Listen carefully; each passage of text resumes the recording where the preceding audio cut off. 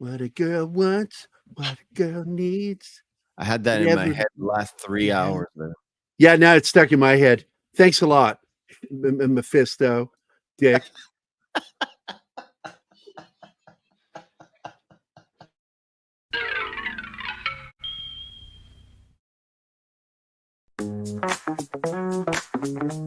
This is how it is.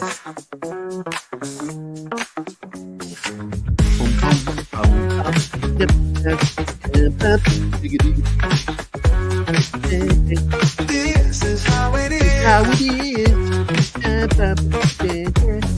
Boom, boom, boom, boom. This is how it is. This is how it is. Wow, this sounds like a good show. I might watch it. This is how it is. Oh, with Gary and Anima? This Awesome. is how it is. This is how it is. Today on Pop Culture Minefield. Minefield. Oh, Martin Acosta Santana. Oh, that guy's awesome. Where's Mephisto? I don't see his name anywhere on here. Yeah, what the hell? Is he on the wrong show? Yeah.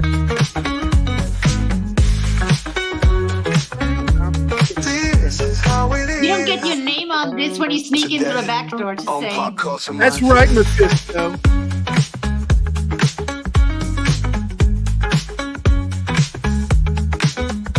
I've heard of Camel Toe, but I've never heard of Mephisto. Don't tempt me. I've got a button. You got a button, okay. This is how it is. This is how it is. Oh, so this is how it is. Get it.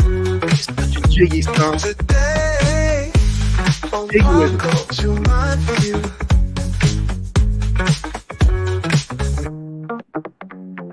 I see Josh Coe is here. Yeah. On Pop Culture Minefield. And today, Josh Coe is good, not free. Yeah, that's new. That is new. Emmanuel is here. How are you doing, mon ami? Let's see. And that's it right now that's in the chat. But we got folks over on Twitter already starting to watch the show. And we have our good friend. I mean, I'm seriously, dude, I fucking like the shit out of you, Mephisto. I don't know what it is. I like you too. I don't know what it is. I don't It's know the what hair. it is. It's just, the hair. yeah, it's the hair. That's it. No, I I like mean, the fucking let's hair. all remember he came in not having watched the stuff we were discussing and stayed for the whole show. And we still liked Yeah. him. Never seen that movie, but let's talk. Yeah. And we did 2 shows where we just, all you and I did was just talk. And Well- we film and shit like that. And not even about the movie we were supposed to talk about. Mostly it was just you and me feeling each other out going, are we going to be friends? I think we're going to be friends. Yeah, perhaps. Perhaps. The jury's out on that one. Oh, okay. Just joking. Just guard your back door. You'll be I fine. it's fine with me. I've been having the best time in the past three days. I'm literally, you know what I'm talking about. I was literally sitting back, relaxing, and watching fights happening, brawls happening all over the place. And I was just sitting back and relaxing. And every single time somebody asked me to come over and talk to them, I just came over and I completely forgot the outside world. It was just off. Most of the talking was off stream, was just 2-3 people just talking about something that is nothing to do with the real world. And I'm like happy as a guy could be, just talking movies, TV shows. Today is like a really special day. 25th of September is. Have you noticed there's a lot of like celebrity birthdays today? Tons of them. I didn't even Michael notice. Douglas, Michael Douglas's birthday, Christopher Reeve's birthday, Will Yeah. Smith's birthday, and a whole bunch of other people. a movie maker that I absolutely love because he's got like these art movies. Pedro Almodovar. It's like a Spanish prominent ones. He has the weirdest movies, like the weirdest movies ever. And if you're into it, good. If you're not, fine. But he's like, he likes to tell very specific stories and dealing with specifically the love-hate relationships between men and women, all that stuff. Like Antonio Banderas was one of his male muses when he started off doing films. So there's tons. And today, 38 years ago, one of my favorite movies of all time came out, which is The Princess Bride. Great film, dude. I love that movie. Yeah. And I didn't think I was going to because I heard about it and went, oh, this sounds stupid. And Everybody thought so. And I didn't see it in the theater. I saw it on VHS the first Same. time. And Same. My then girlfriend, and still friend of mine to this day, Patty Bagley, she rented it and we watched it. And I was like, holy shit, this movie is good. I love this movie. And it shocked me because that's not typically the kind of film that I go for. But I loved everybody in the cast. And I was aware of the fact that Christopher Guest was playing the Six-Finger Man. And I knew who he was. I didn't even know who he was. To me, he was like the guy, the bad guy. And Chris Sarandon as Prince Humperdinck is just. Yeah, and then we knew him from Chucky, and we knew him from Fright Night. You know, yeah. And at the time that I saw The Princess Bride, I wasn't really into horror films. My favorite horror film at the time was Nightmare on Elm Street because I love the Freddy character, but I wasn't into other horror movies. Then I saw Chucky and I saw Fright Night. I was like, oh, like Prince Humperdinck. It's like, here is a good guy, and there he's like the villain again. I'm good. I'm all good. And Prince Humperdinck is a great character. You know, he's a coward. He's a coward. And it's so cool to see Chris Sarandon, who normally plays dashing, good-looking guys that are going to be heroic or villainous. Because really, if you're a vampire, Fright Night, he's the hero. No. Roddy McDowall is the hero. He's the real hero. He's the hero in our hearts. He goes to the actual biggest character arc of the entire film. All the other characters are who they were at the end as they were at the beginning. The only character really have a major character arc is Roddy McDowall's character is Peter Vincent. Vincent, yeah. Just he's just a fucking chamois guy making money off of stuff that he did. And then all of a sudden, man, he gets faith and believes in himself and gives a shit about somebody else. Other than himself. And so I love that. He's the only character with an actual character arc in that film. It's funny because I just did Toxic Tuesday last night. And I one of the explained movies that I've seen when I was like 15, maybe, I think. What was that? And I was like, it's another one of those. It's not, it didn't really frighten Fright me. Night? Are you talking about Fright Night? Yeah, Fright Night. Didn't really frighten me at the time. And then I've recently. It's not scary. No, I've recently like seen it just to do a review, like last year, and I was like, "This is a really cool little '80s vampire movie that is just fun." You know, it's a great, you know what? It's a great Halloween time movie. It ties in with a fun movie for people who don't like horror. Yeah, really. It's like. You want to go spooky a little bit, but you don't want to go all the way like jump scares. I love the movie you brought up, Nightmare on Elm Street, but this woman will never watch that with me. But she watched Fright Night and enjoyed it. I get it. I did watch Nightmare on Elm Street. Fuck you. Not with me. Not with you, no, but I did watch it.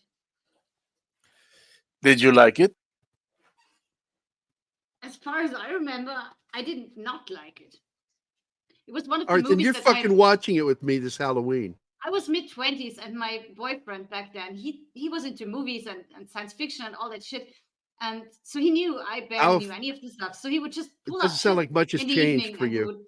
we would watch stuff together.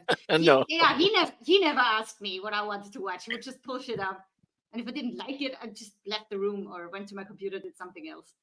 But If yeah, you he was the one who tried to show me Aliens, and it was like 50 minutes in, and I noped out because I was not going to spend time with that movie, and he was disappointed. I remember that. But Nightmare Yeah, on Elm Street, I think I to liked. use the logic of the left and the woke, when she said she didn't want to watch that movie Billy Madison with Adam Sandler, I called her an anti-Semite. Was I Yeah, wrong? and then we began to watch it, and 10 minutes in, you said you couldn't do it. So I couldn't do it because you were miserable, and I knew you were miserable. I didn't say anything. what I feel Billy your Madison- misery. You said you Okay, can't wait, face that wait. character because he's too annoying. That's what happened. Wait. Have you noticed how this lovers quarrel reflects completely the title of the movie? Oh yeah. What women want. And so when we got a few minutes into the film, all I could feel was just the misery on her side. And I'm like, I'm not going to put her through this. I was So playing to it save on her my feelings, phone. I said, Dude. yeah, this movie's annoying me right now. I don't want to watch it. What was really annoying me was that I am not able to enjoy this film right now because I'm sitting next to somebody that's like this. I guarantee you. No, I was just watching with half an eye and playing games on my phone because I knew you had to watch it for Toxic Tuesday, and I just wanted to That's spend even time with you. worse. So That's even worse. She thinks that's better. We're still talking about Billy Madison here, right? Yeah. Yeah, Billy Madison last night. So, Billy but Madison. anyway, Billy Madison is great. I don't want to hear anything about it, but I definitely there's moments in a movie where I want to smack the fucking living get smack out of his him. character. But that's Yeah. the cool thing about that film because I pointed it out last night on Toxic Tuesday. Last night on Toxic Tuesday, it was just Tom, Nick, and me. And so it was a very introspective episode. Yeah, there was jokes and stuff, but I was able to break down, I understood what Adam Sandler was doing with this film was he's because he said that this is a film where I felt more like I was putting me into it. And then I went, oh shit, he just got fired from SNL. And so what he's talking about is how raw and stupid he was coming into the industry compared to what he was when he got fired, which was top of his game. Because he went right out and had a #1 fucking comedy album right after getting fired. And he's fucking funny that people who don't get Adam Sandler annoy me because they're going out of their way not to get him. Because Adam Sandler is just your average schmuck. He really is. He's just your average guy that fucks up all the time. And he writes stories about characters like that. I was defending movies like Big Daddy, and I love the movie with the remote control. Oh yeah, I love that movie. Click. Yeah, great fucking movie. I didn't like it. I'm not a big Adam Sandler. You know what? I love when he does drama. So I like the Cobbler. I love the Cobbler. Sucker Punch. Why that movie is so important to me is because I understand as a younger brother what it feels like to be dominated and oppressed by my fucking older sisters and how I can't stand them to this fucking day because of that shit. They still annoy me and I can only tolerate a little bit of time around them, then I got to go because they got to dominate everything. Each one fighting for their position of dominance as the matriarch of the family. And I'm like, none of you are matriarchs. None of you. None of you are good enough to be the matriarchs of this family. And so when I saw that movie, dude, Punch Drunk Love, I completely identified with his character. And I thought it was romantic as hell and funny. And I was kind of forced to like Spanglish. I still don't like the movie. It was I okay. like Adam It's Sandler okay. in the movie. I like the idea of what he was doing there. 51st Dates is No, one I'm of my talking apps. like when he goes drama, like full drama. That's Full where drama. he can like. I liked Uncut Gems as him as Yeah, I the still like, haven't even seen that yet. degenerate, like the degenerate gambler that he was. I like that he can go there. Like I like Dude. Mr. Deeds is nice. Waterboy's Dude. great. Big Daddy's okay. I don't like everything that he does. 51st Dates is good. Zohan is just Rain Over Me is a very- great film. That is the one that I've been trying to talk about.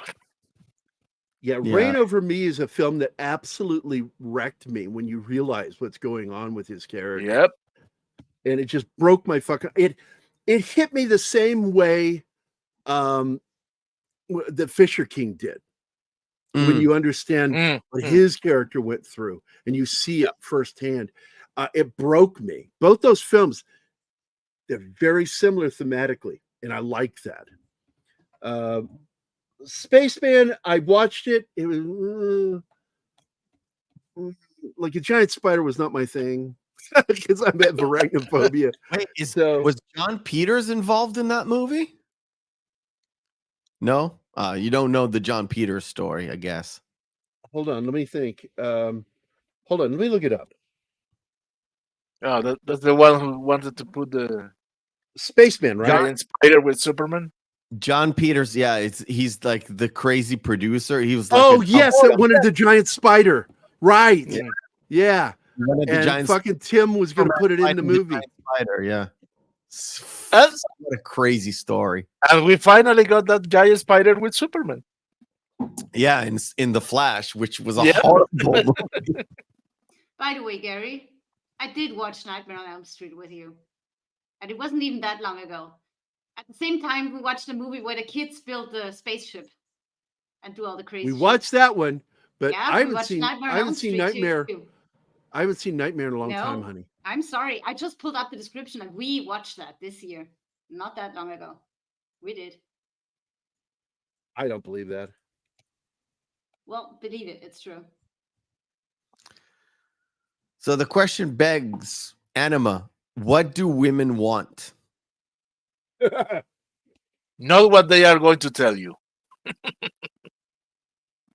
Well, I just You know got what? It's onto so my easy daughter to find today. that out. You just have to listen. Yeah, I've heard that before. My wife said the same Yep. thing. And then, Holy shit, we did you watch listen, that. you do what they said, and then you're hit with, why did you do that? Oh my fucking. Oh, we have Oh my a God. saying: Almost a year ago. women are made to be loved, not understood. Crazy. But yeah, I just got after my daughter about that today because she was, she was in that position where all she needed today, she was having a rough day and she just needed a hug from her boyfriend. But her boyfriend, because she was emotional, was avoiding her. I said, that is a typical male action to avoid that which is insane. And, or that we perceive as insane, And I said, sometimes if you need that hug, you need to fucking ask. Don't expect people to read your mind. And expect them to do that because you're going to get let down every single time. Women, I talk about it all the time. Women have a trouble communicating their needs specifically. Yes, I think it's that because they've been trained from childhood to believe in that fantasy of the real connection. Yeah, and if somebody really loves you, you don't need to tell it because that people will know everything instantly. That shit is not real. Yeah, it's sort of like I was talking to one girl who said, I gave all the hints. And I'm like, hints aren't real life. You know that, right? Hints don't help you in business. Hints will only help in games. It's the only place, like trivia games. Hints are good. But in life, when you're trying to interact with other human beings, hints are not the way to go. Being honest with people, saying what you think, saying what you feel, even if it might hurt a little bit, them or you. It's important to be honest with each other. And women have a tendency of being trained to expect men in particular to read their fucking needs. And I'm sorry, man, that's not how men work. We're very direct creatures. I love this. And you brought this up before, and I love that you brought this up, that this is a huge nod to Frank Sinatra. Oh yeah, we kind of discussed it last week. On the whole, it wanted to sort of, first of all, they used a lot of Sinatra soundtracks. Yes. Songs that were sung by other artists, but they were known as Frank Sinatra songs. Yeah, but they Night also and Day. they also actually used, I think, one original Sinatra song. But the point of the matter is to tie in sort of the idealized version of Frank Sinatra, the guy, the macho, the bravado that the guy had, kind of ties in with all his mafia connections as well, which works on the whole macho bravado kind of a thing, and tied it into the character of Mel Gibson, right? And the stuff that made him kind of flip over and understand is the fact that Helen Hunt's character actually did like Sinatra as well, which was their focal point together.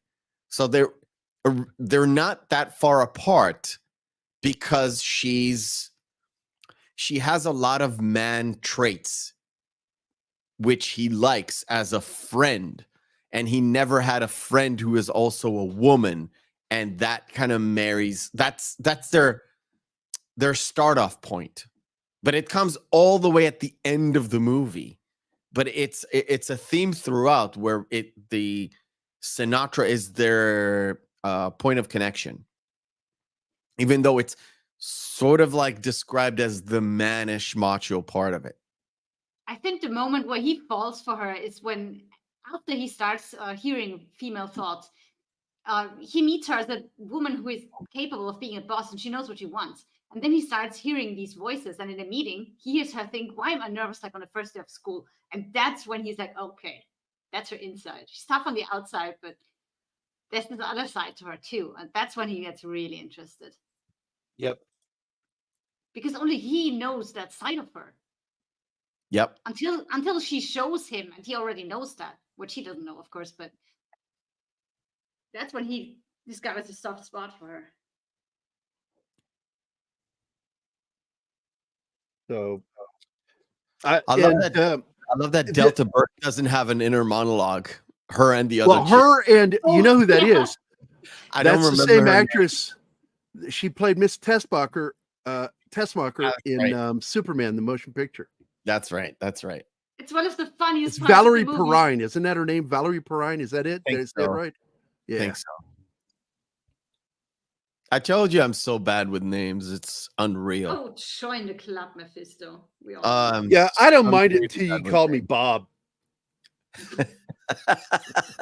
I'm sorry, Bob. Alan Alda is the main like boss, is so great, because did you not notice he actually plays his MASH character as their boss? It's so subtle. I never know. I Normally, didn't catch he that. does not do it. He does not do it in other movies. In this one, he is so his playing character from MASH. Hawkeye It's Pierce. so Okay. weird. He's like this weird, confident but bumbling idiot kind of a thing, where he's he's that character from MASH. And it's, to me, it was so weird, because you're not supposed to be that guy. You're supposed to be whatever boss guy. But yeah. I'm gonna have to go back and watch that again, because I never caught that. Yeah. Just let's put on MASH, right? Put on MASH for where it's his like centric role, and then watched him like go back and see this. It's very subtle. I have to address this, Vinkman's girl. Man complained at me for not asking about his day. What is he, gay? I'm just like, I couldn't imagine like needing someone to ask me about my day. Like, I could give a shit to talk about my fucking day. Animal will ask me, and I usually go, it's not, I don't really want to. Well, I'd rather talk about I- other stuff. The standard I manly asked when you gonna- answer for that is, well, okay. I just ask when I know you had stuff going on because I'm interested. Sorry. I know, but I tend to, and you notice this, I know you have, I tend to not really want to talk about things that are problematic in my life. I really don't. I'm like, I'll sit there, and this is what happens in my head. You tell me if this happens to you, Martin, Mephisto. I will sit there and I'll go, is talking to this person, anima per se, going to help me resolve my problem? Or am I just bitching?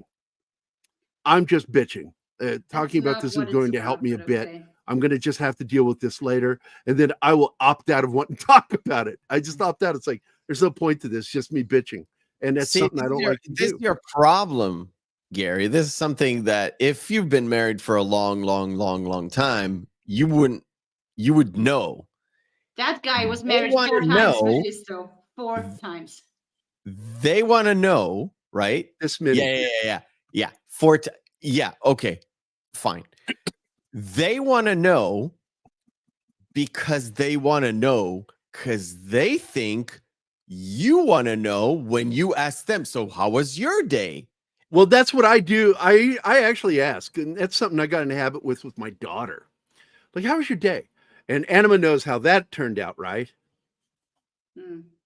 Yeah. She would tell me her entire day. Oh, Well, you asked. just hold on a minute. Okay. 20 minutes before I came on, I was listening to her day. I don't give a shit how was her day. But you know what's important? I'm here because I had to tune out listening to her day. You understand? There's Wow. quid pro quo here. Wow. I'm sorry That's how it works when it's a long-term marriage. Otherwise, No, and I agree with you because otherwise I would get divorced and I would be not not every having this or this or this. Man, not every moment's going to be magical or outstanding. Sometimes it's just going to be, I'm going to tolerate you today, and I'm hoping you'll return the favor because we will have better days.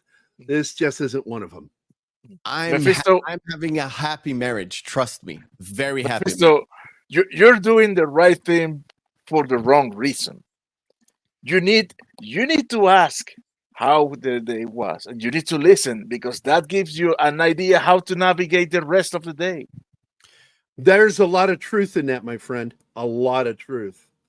Oh, trust me, if she would have asked me to recite what she just told me, I would have recited it verbatim. I am a pro. So What you're you not may call you're an active listener, is what you're saying. I'm an active not listener, yes. Or the other way around. Wait. Before we continue, I need to address something. We have in our midst Ariel Ballet again. Oh my Hey! god. Oh, it's so good to see you, Ariel. Hope you're Yes, doing it well. is. We all have missed you profoundly, Ariel. It's good to see you again. Absolutely. Oh, and Tim is here. What's up, my friend? It's almost Whoops. like I'm talking to him all day and night when I'm awake. And I kind of wonder sometimes, when does that motherfucker sleep? Him Well, and Andy Morrow are messaging me at some of the oddest fucking hours. And I'm like, I know it's fucking night where you're at. You know, He's the guy who texts me at 0:30 when I'm starting my day, and he should be in bed for like and asleep for 3 hours at least. So shut the fuck I love up, both will those you? guys. I'm going to tell you something. When when I go through my days, this is as a man, I'm saying this as a man. Sometimes I don't want to talk about Allegedly. my problems. What I want, allegedly, I want to laugh. I want to take my mind off of what's fucking bothering me. And Andy and fucking Tim send me fucking memes and news stories, like the shit that was going down in Israel with they'll send me videos and shit on stuff going on in Israel because they know I give a shit, and so I just love that I have those two guys in my life just messaging me, sending me memes to make me laugh. Sometimes they're really fucked up. I got to tell you, Parrot does it too. Parrot will send me some great memes. Everyone, Parrot Head, right? I don't, but okay. Because he's like part of our crew. He just sort of like he's Midnight's Edge. He watches everybody. You'll eventually see him. You can't miss him. Probably. His avatar is a fucking parrot. So, and he will send me some of the most fucked up, funny fucking memes. I can tell he's former military because he'll send me a lot of really good military memes that just make me fucking laugh. Going, if somebody saw me laughing at that didn't serve in the military, they would be horrified of me because I found that fucking funny. I had a few guests that were on my show that it was 12 p.m. while I was sitting down for lunch, and I sent them a message in order for them to wake up in the morning. And once they get to it, they'll get to it. And I get immediate callback. It's like, I know you're living in Central. What the hell are you still doing up? Now you're in these Tel Aviv, right? Are you in Tel Aviv? Around the area, yeah. Yeah, right in that area. Because it's gorgeous there. I've always wanted to go there. I got to go to Egypt. You know you have a guide if you ever come here, and Egypt is something completely different. I will go there when they have finally gotten rid of Hezbollah and Hamas. That's when I'll go over there. Because I'm too old now to fight them. They pretty much, well, if you go to Egypt as an American, you'll have a very relaxed time. In Egypt I had a good time there. It's a dirty place, but I enjoyed it. It's pretty clean from that sort of an. When I say dirty, I mean dust everywhere. Oh, it's the desert. Yeah. And I grew up in Arizona, and I was just like, well, I went to Riyadh too. Okay. Riyadh was crazy to me because I would tell guys, because they would try to put on there at night, they'd put on there, because we have two different kinds of uniforms. We have our fall, winter, and spring, summer uniforms. And the spring, summer ones are thinner material. And the fall, winter ones are heavier duty. And they'll want to, at nighttime, they'll want to put those on. And I said, you can't do that because especially if you get up in the morning and you put it on, you're going to be so fucking miserable by noon because it'll go from, freezing where there's frost on the fucking ground. People go, frost in Arabia? Yeah. I went, fuck yeah, there's no clouds to hold the heat down. It just all dissipates. And then you'll wake up and there's frost on the ground and you're fucking freezing. And then an hour to 2 hours later, you're burning up. Because once that sun comes up, once again, there's no clouds to block that sunlight. And I tell people, Riyadh was nuts. And my buddy Tom was there too. And it was the shortest period of time I spent. And I got to go to Egypt once. Cairo has a little bit more humidity from what I know. I haven't been there. It didn't feel that way to me when I was there, but closer to the Mediterranean Sea. Closer. Right. It's not on the Mediterranean Sea. It's closer. And Riyadh is like in the middle of the desert. It's just in the middle of it's just fucking desert, dude. That is where I told Anima this story. I don't know. Should I save my aunt's gift to me for one of my Friday shows, Anima? Yes. Okay. She sent me a knitted thing, a doily of sorts. So I do owe Wade for that lazy fucking backdoor breach. I do owe him a video, and I'm going to play it for, where the fuck is it?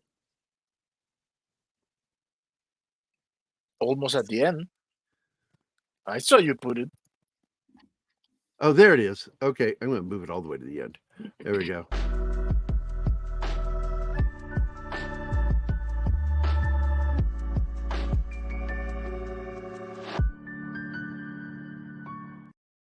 Single greatest backdoor reference in a film I've ever seen. I fucking love that. I had to change the music again because absolutely we would get claimed if they played what was actually Yeah, there. I think it's another Sinatra song. It was I a don't know. Sinatra song sung by a black chick, and I can't remember what it was. Yeah, it wasn't him singing, but it was a Sinatra song. Not one of the well-known, but they all have that sort of same vibe throughout, right? They keep the vibe going. Guys, I need to play two grading videos. The first one, of course. Hey, fuck you. Oh, I'll freaking play the mouse. whole video for God's sakes. No, By what name are you known? There are some who call me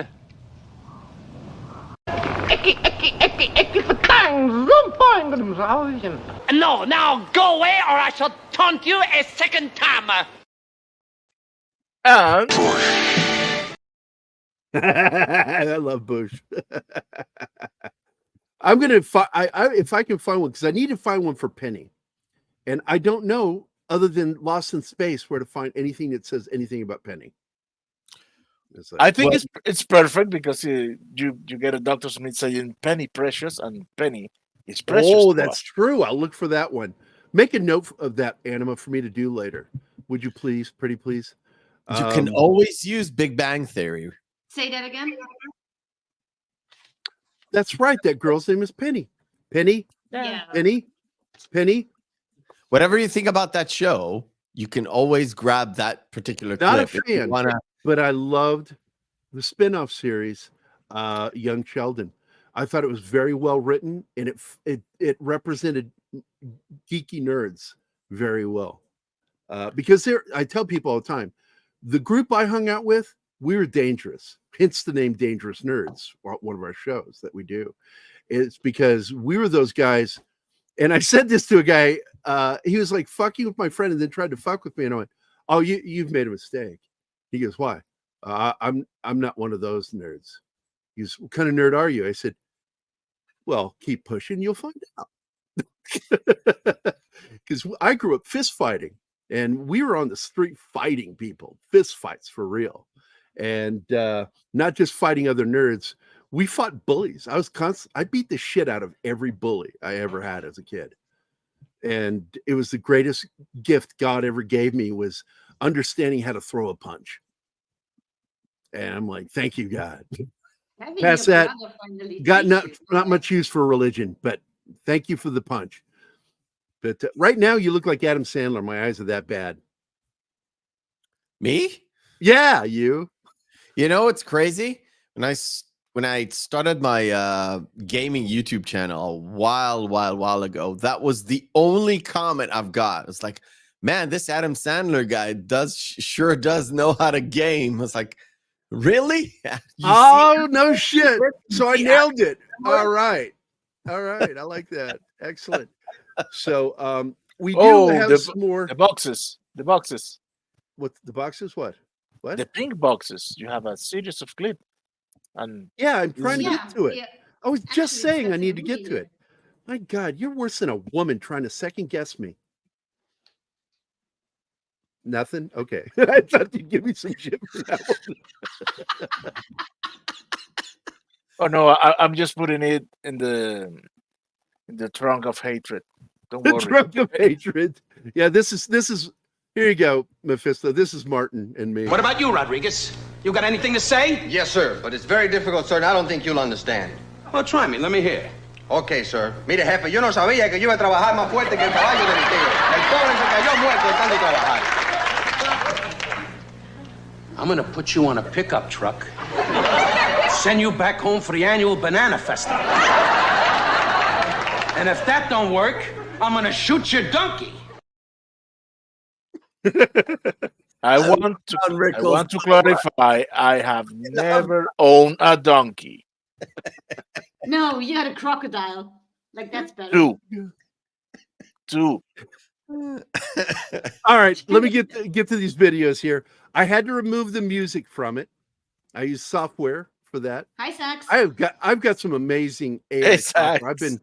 I never thought 6 months ago that I would be this baptized into using AI in a way that gives me control over using it.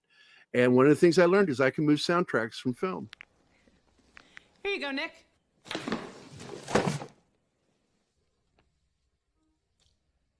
Thank you. Each kid. That look he gives her. Thank you. I'm so excited to He do tried this. so hard to avoid getting a box. Well, he did try all of the products. Like, Yes, he did. In fact, he did the waxing. And there's a story behind that, that after he did it, he says, this is nothing. And he started fucking with all the females around him, going, you guys complain about this. And he did it again. Nothing. This is nothing. Okay. Now is the correct I timing have for to this say, one. Wait, Mephisto, wait. Hey, fuck you, Kyle. Oh, my buddy Zach's No. here. Yes, Yeah. he's here. Yeah. We all Look at greeted look. him. Are you not here? Kyle, what's up, buddy? And Outstanding. you Glad to asked- see you, man. Here. Someone asked me a question earlier, and the answer is never, not one single time. War Monkey is here. I'm going to get him Yep. his own video too. Him and Monkey Jeebus deserve their own videos. Oh, you need the gorilla general. War from Monkey the is going to Planet of the absolutely be a Apes. silverback just popping his tits, man. I'm going to fucking get No, him. no. You know what they do? They start inhaling quickly, and they're filling up the sacs in their chest. They're hollow sacs in their chest. They fill them up with air, so it makes that loud popping noise when they hit it. It's crazy. Fucking silverbacks are amazing. So I'm gonna get one for War Monkey. So what were you saying, Martin, that I should do? No, you should use the clip from Planet of the Apes, the one from Tim Burton with the gorilla general. That is a played war by monkey. we lost him. What is his Clark name? Duncan. Clark Duncan. I fucking love that guy. Oh, it broke my heart when he fucking died. I'm like, he was so healthy. He just started a whole new healthy lifestyle, and he was already healthy before that. And then fucking dies young. That's fucking crazy. Good call. The Peter Rickman site. I knew there was a cartoon version of Penny, and I couldn't. And that was it. Yeah, it's a show I watched religiously with my oldest boy. Was What's the name Inspector again? Gadget. Inspector Gadget. Mm. And the girl's name in that is Penny. Then the niece of Inspector Gadget. the one who actually does most of the work. Yeah, that's the funny part is, they were kind of doing this, slipping this feminist thing in there, but it didn't bother you because it was a kid. So, and it's a kid show. I never thought that she was like a feminist character. I just thought I think the writers were, but she's I like- wasn't bothered by it because I thought it was well done.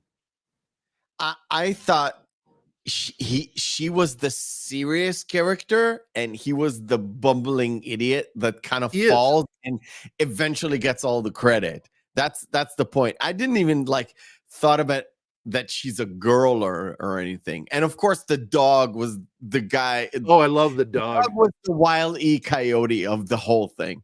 He just got smacked around all over the place. Okay, Gadget. I loved Claw's voice.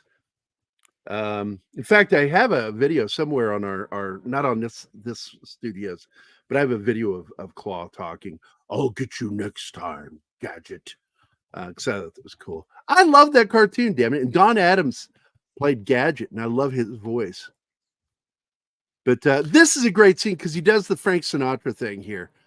Yep. He's cool. He's got the fucking hat. I forget the name of the hat. It's got a special name for it, and I forget. Trilby? I don't think that's it. There's pork pie hats, which I like too, and this is the other version that was made popular by Frank Sinatra and those guys in the 50s going into the 60s. I love the reason why he's doing Frank Sinatra, because he's watching TV and there's just female stuff all over. So Yeah. he It's takes wine from the bottle and goes to watch Sinatra against all the estrogen. It is. And It he's is so good. his. He's It is so his good. subconscious mind resisting the all that estrogen. And So then now he's like, drunk "Fuck and it, I'm got going to fun do and this." yeah. So he goes all the way, man. He starts testing this product, does his nails and shit. He does everything.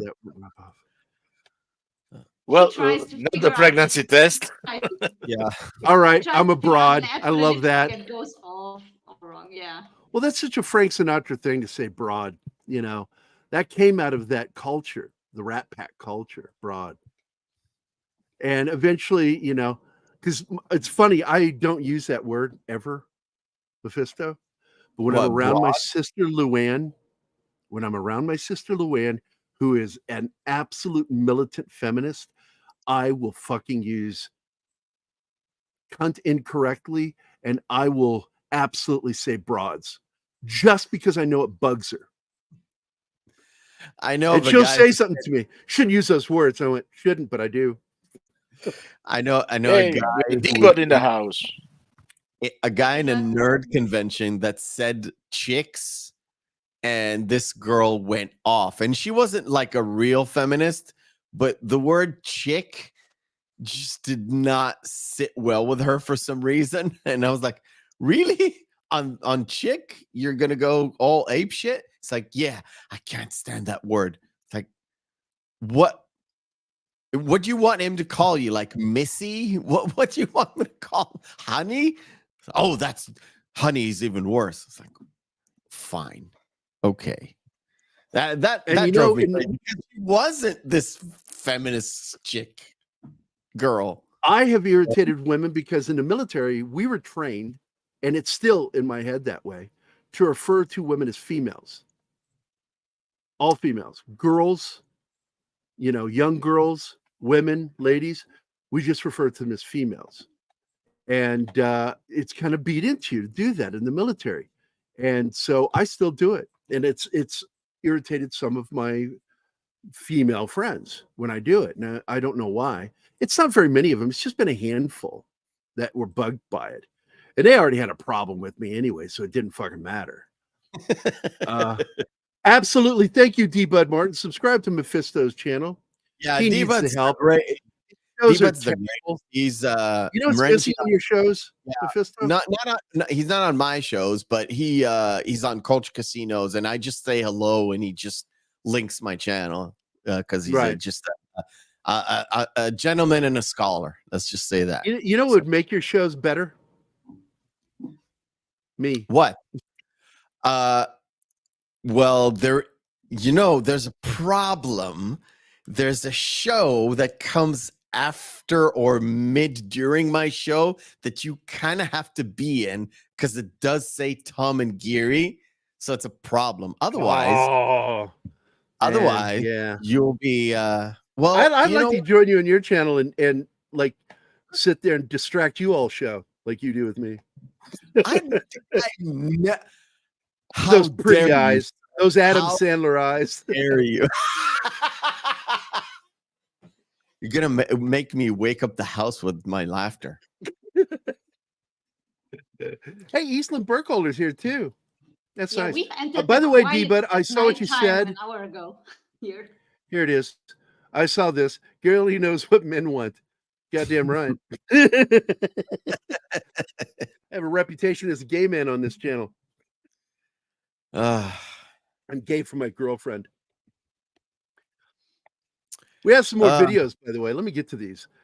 More from the box scene. Contains anti-wrinkle cream, mascara, moisturizing lipstick, bath beads, quick dry nail polish, an at-home waxing kit.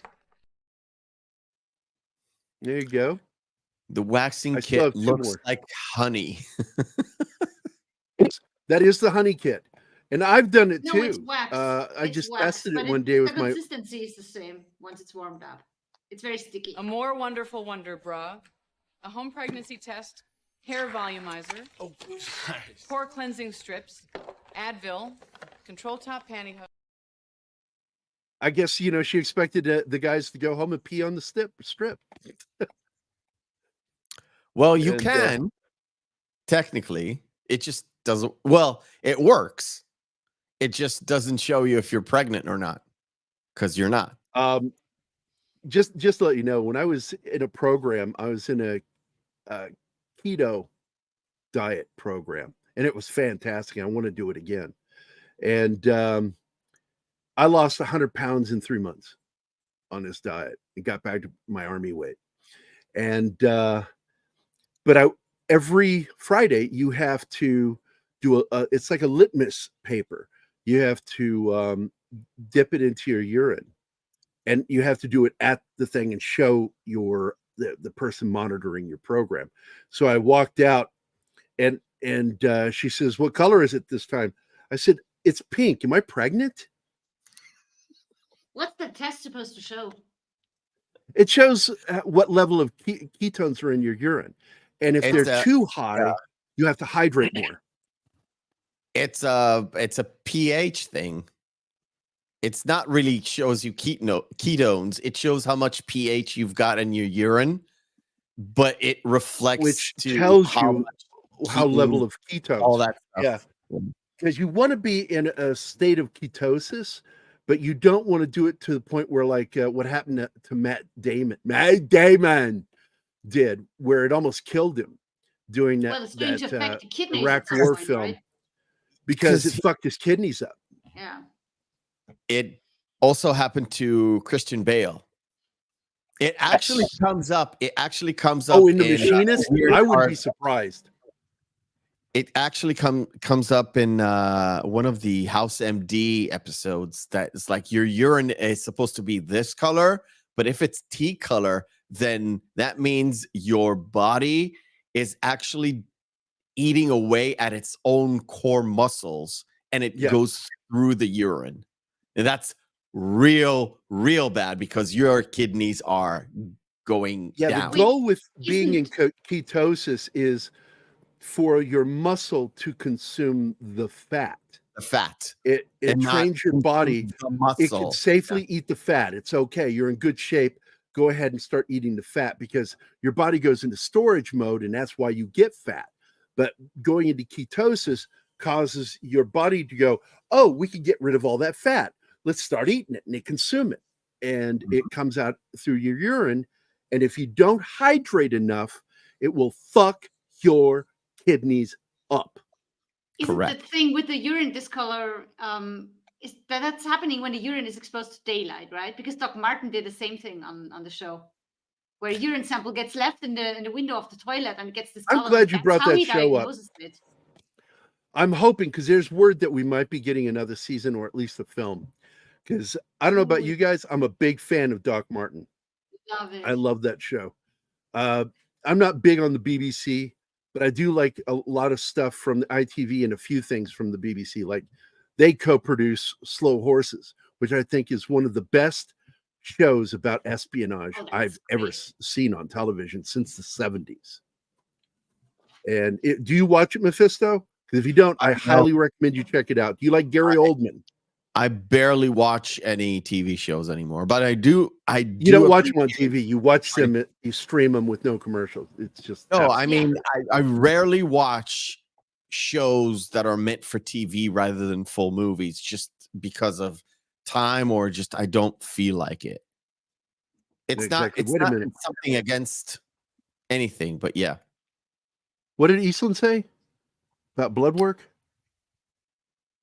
She's good. So don't worry. So everything's good? All right. Yes. All right. I'm glad, Eastland. I'm glad to hear that.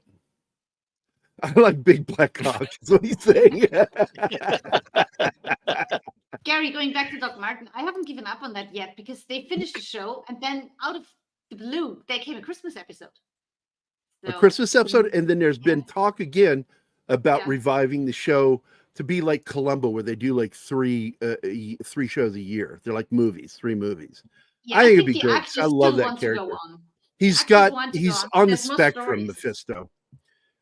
And because he's on the spectrum, I identify with him because I'm on the spectrum. You would never know it because I'm what you would call high functioning. You're talking about The Good Doctor? No. Show? Martin over in England. Oh, okay. He's a surgeon who's afraid of blood, And so he leaves his surgery in London and he ends up having to take a gig as a small town doctor. And every time somebody bleeds around him, you'll see a close up going, oh, and he's like fighting the fainting because he would faint. He eventually overcame it on the show, but I love the show because But it it's comes back though. on the spectrum, trying to interact with other people that don't understand him at all. Trying to figure out how he can fall in love. And they're all trying to correlate. I'm not very high on the spectrum, but I have it. I was aware of it. I took the test and I'm like, oh shit, yeah, I'm on the spectrum. And I had an ex that tried to say that about me and I got angry because she did special education. She goes, you should be tested. I think you're on the spectrum. I'm like, fuck you. I'm not, but I didn't understand it really at the time. And then I started looking into it and did the test and I'm like, I'm okay. It explains a little more of why I'm weird. It's just one more thing to add to it. I'm OCD. I have PTSD, the D, not PTS, but I have the PTSD. And not from combat. Mine is from working as a paramedic and as a first responder. And the shit that I saw fucked with me. And I mean, when you fucking 10-year-old kid gushing blood at you and he's dying and you're probably not going to be able to save him, shit fucking lingers in your fucking head watching a kid die. And just the gore. I've watched enough people die last year, like live on my Twitter feed, so I'm good. Yeah, I'm good. Avoid the PT. It's okay to have post-traumatic stress. It's the D that you want to avoid because I have flashbacks and I get really loud when I relive a moment. I get loud reliving moments. So let me get back to these videos. I had friends who fought Hezbollah in 06. I get it. No, I've seen it. I guarantee you've seen stuff on their face. I was just. You live there in Tel Aviv. Hey, you Meshuggah. Yeah. Hey. So, you kids want to break yourself through puberty at my shop? No, get away from the magazines. You make the pages stick together. So here we go, another video. And a Visa card. Now I want everybody to come up with something. For one product, for two, the whole box, whatever moves you. I remember one of my ex-girlfriends called her that pointy nose, thin lip bitch on TV. Yeah, well, women can be cool. It's I always thought she was pretty, but she is kind of chiseled. So that kind of makes her on the masculine. You know what? I would rather see Helen Hunt in as good as it gets. Oh my God, we're gonna do that movie, dude. I prefer her with less makeup. She has a very pretty face. Yep, naturally. And in What Women Want, she's heavy on the makeup. And this, she's pretty, just not in a conventional way. She has a very pretty. She has a very pretty face, but if she has too much makeup on, it just makes her face too smooth, and it's not good. It's really not good. Now, she just looks let you know, very orangey. Let's just say that. And yeah, it's orangey. Not good. I want to point out that Helen Hunt and another actor in this film were together in that film you just brought up, Lisa Edelstein, who I used to be close friends to. I'm going to reach out to her because we haven't talked since she got big on House. I just stopped talking to her because I'm like, you're too busy, and I'm not going to fucking be that guy that clings on being a friend with her. She's not that busy now. I know, and that's why I said I'm going to reach out to her because we used to talk all the time, and we talked about Jewish stuff because she thought it was hilarious because she's in that movie with Ben Stiller and what's his name that played the Hulk, where one's a priest and one's going to be a rabbi or is a rabbi. And Edward Norton. Yeah, Edward Norton. And it was so funny because back at that period of time, I went to seminary, and my brother Michael Abrams was studying to be a rabbi. He was the only member of the family that took the Jewish religion and Okay. took it seriously. And so my mom just thought that was the coolest thing, that she would have an Irish priest son and a Jewish rabbi son. Like, how are you going to do that? And to explain to you about my mom, she converted to Judaism to marry Jay. And then when she left him for another man, he was Jewish as well, she married him. And so she had 6 kids with those 2 men. And then the last one got hit by a bus in Phoenix, killed. And so Damn, my Gary. mom was stuck raising these 6 kids. And my dad stepped up going, I'm a man. And I'm like, no, you're an idiot. But I love him for what he tried to do. He tried to raise these kids, but he couldn't do it. He failed. She was a horrible wife. She was a terrible mom too. I mean, if I could, I'll be honest. But she converted back and married my dad, and they had me. So I'm the only Irish Roman Catholic out of a family of 6 Jews. So figure that shit out. My mom got around, man. When you're on my show, we're going to discuss the movie, though, Gary. What movie? Oh, that's right. We're doing a movie. So I like how it took us a couple of seconds to get it. no, I got it. I got it. I understood where this joke needed to go, is what I did. Because I'm good with comedy and stuff. So I'm like, oh, you set me up. Okay, I'm going there. What movie? I know. And Lisa is in this movie, so you got 2 people from As Good as It Gets in this. Yeah. Which came out around the same time. As Good as It Gets, like she's got like a line, like a line and a half, maybe. And it's so crazy. The guy she's sitting in the restaurant with actually made it to House. Both of them were on House. Yeah. Both of them were on House. And I love that. But I love that scene because there are Jews at my table. Fucking slays me, you know? And then he walks over there and he's like eavesdropping on him. And he says, people who talk in metaphors should shampoo my crotch. I love that movie so much. I do too. He says, so many of the lines I do of Jack Nicholson are from that movie. Where did they teach people like you to talk like that? In some Panamanian sailor won a hump bar? Or it was the last shot at the boss's whiskey. Go sell crazy somewhere else. We're all stocked up here. Boss? What do you want?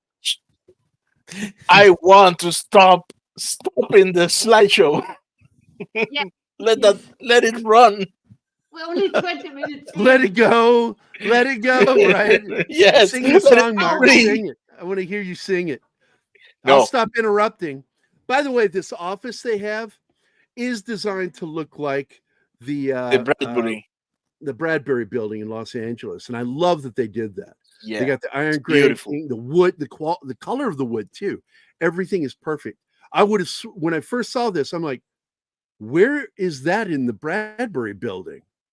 And I'm like, oh, this is a fucking set that they've. Oh, this is beautiful. It's so reminiscent of the office that they shot in Wolf. Wolf, because they actually shot that in the Bradbury building. In the Bradbury, except for certain ones were sets. Too. They had cast iron railings and stuff in. Yes. Yep. And I can't. Plastic wrought iron gates. There she is. Slideshow didn't catch the poodle. Look at the 2 of in them. The park. I love that poodle. You know what I mean? Again, I want to point out that he can't read their minds. No, it's not that never explained. Not that he can't read their minds. They have nothing on their mind. Yes. Meaning they're dumb. Yeah, they're dumb as a box of rocks. That's why he couldn't read their minds. They weren't thinking about anything. Says that, right? House Calls. This guy did a TV series on TNT called House Calls. Really good show. And the problem with this guy, he's playing macho, but he's really like he's closeted gay, like for real. Oh, in real life? No. The character. Oh, is the gay. Character. And when Mel Gibson points it out, he my God, that explains it.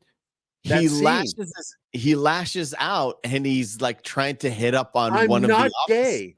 Yeah, he tells the girl, I'm Yeah. not gay. It's like, who said something to him? She's trying to figure out who said something to him. Exactly. And when he's overtly trying to overcompensate, it doesn't work. But he hasn't figured out that he's gay. But Mel Gibson kind of caught it, and people around him kind of realize, yeah, you're gay, but he hasn't figured it out. Oh man, What girl with Reminds me of- fruit? Yeah. He saves her. What's her face? Greer. I forgot her name. I don't like her. She's an odd actor, but she's good in this. Erin is Yeah, she's I know great who in you're this. talking about. Judy. Erin. Yeah, Judy Greer is Greer. the actress. Judy Greer. What I like her in is she's one of the main characters in Archer, one of the voice actors, and I like her performance in that. She plays the part of the dipshit secretary who is like always turned on by violence. Yeah, I know who you're talking about. It's not the fat chick, it's the other chick. Yeah, the other. I love the entire cast. I thought they were great. She's Yeah. also good in a commercial she did with a hamster husband, which was weird. But past that, I don't think she's a very good actor. She does better at voice acting. Okay. I like Bette Midler's part when Mel Gibson goes crazy and he can't shut up the voices. He goes to the shrink and she realizes that he can read women's minds. And she just takes out a cigarette and is like, you don't understand. This is the greatest thing in the world. You can listen to other females' minds. She goes like full Shatner on him. You can read other people's minds. It's a great gift. And he's like, oh, It felt like there should have been a subplot there, or maybe there was a subplot there with her. No, I felt like they're going to carry it on and nothing happened. It's a cameo thing, I think. They couldn't afford paying her for a full storyline, so they just cameoed her. She probably worked. Well, it's worthwhile. It's a great scene. It's a It is great scene. Probably worked for a day max, and that's it. Now, this actor guy, he ruined his career in Hollywood. I don't know if he had caught sex on on something camera. nasty, Well, but he had sex with the co-star. Yeah, he did a full nude scene a la like a blowjob scene. She was his girlfriend at the time. The other actress was his girlfriend at the time. So apparently it wasn't a big of a deal. It's like Chloe Sevigny and what's the guy's name? He always does these stupid artsy films. Chloe Sevigny Nick also Cassavetes? Cassavetes. Nick Cassavetes. She did a blowjob scene with him too it's supposedly a Hold on. mainstream. I think I'm saying the wrong name because the movie you're talking about is The Brown Bunny. Yeah, it's Brown Bunny, but I it's think I not said Nick the wrong name. Cassavetes. But Yes, you did. But the boyfriend here, after Vincent he did Gallo. Vincent Gallo, that's guy from Buffalo 66. Yes.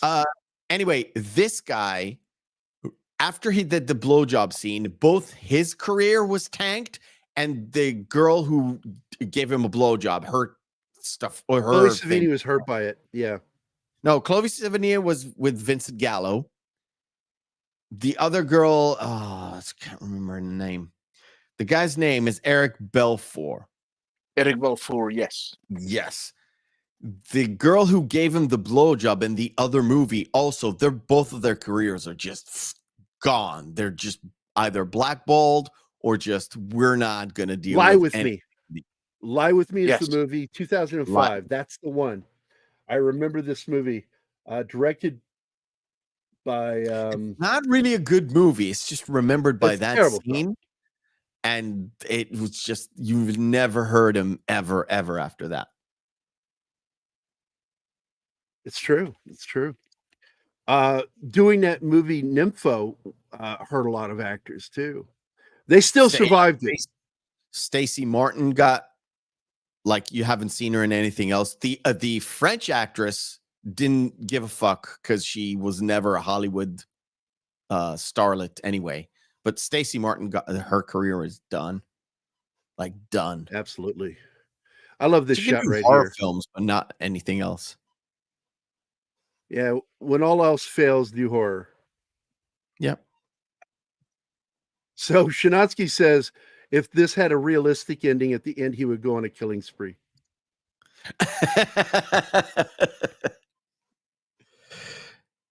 Right. What time is it? Wow. Well, I have here, to go. I where have I'm to at, go it's in a 4 little bit. o'clock. I'm sorry, but I really have to go in a little bit. In about 10, 15 minutes. It's just a bit too late for me on a Wednesday. Man, we've got the chat is going at it right now. Great comments. Good, man. It's always good. I love this. So yeah, I'm sorry you got to go, man. But I get it. The Iron Dome, man. You got to stay on schedule. It's not the Iron Dome. Oh, I was talking about your penis. Oh yeah. My. Martin's like, why am I on this show? Yeah, you read my mind. Molly wants me to join his show, and they speak Spanish. God damn it! Yeah, this is one of my favorite scenes. Is when she kind of realizes, well, you have a gift. It's what really happens in this scene that cracks me up when she realizes it is. He says, guess a number between 1 and a million. So she goes, and then she keeps changing it. And that freaks her the fuck out that he's saying it as she's thinking it. I'm like, fuck yeah, that was good. That was a great moment in the film.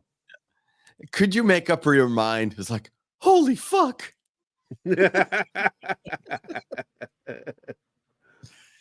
It's so good.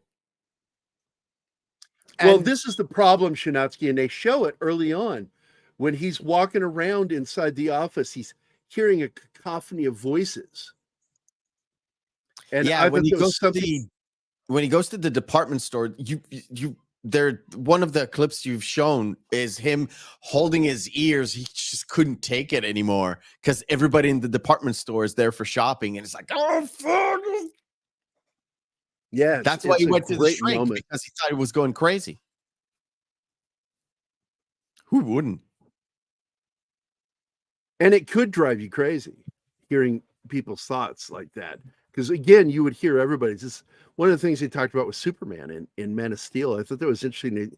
Yeah. One of the few things I liked in that is it said, how do you deal with the voices? Because I hear everything. And it taught him to focus. And I wish they'd done a better job with that film because I wanted to like it. What, Man of Steel? Yeah, Man of Steel. I wanted to, but the writing of that is so bad and it's so not Superman. But anyway, so it's the voice thing because he hears that cacophony. Somebody needs to say it. Henry Cavill is perfectly cast in a lot of great roles that are handled badly. The movie turns out to be a complete and utter shit. Or Mission Impossible 6 Fallout, which is a good Mission Impossible movie. But then they kill him. And they kill him. Which ends up being, okay, he could be a great recurring villain, but you just killed him. So you fucked yourself. Man. I wholly agree with you. Because I've said it many a time.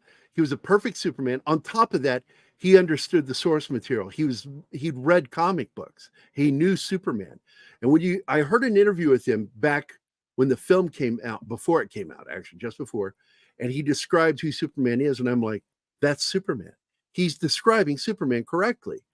And then they screw it up in the film. It's like, how can you have an actor like that playing Superman and still get it fucking wrong?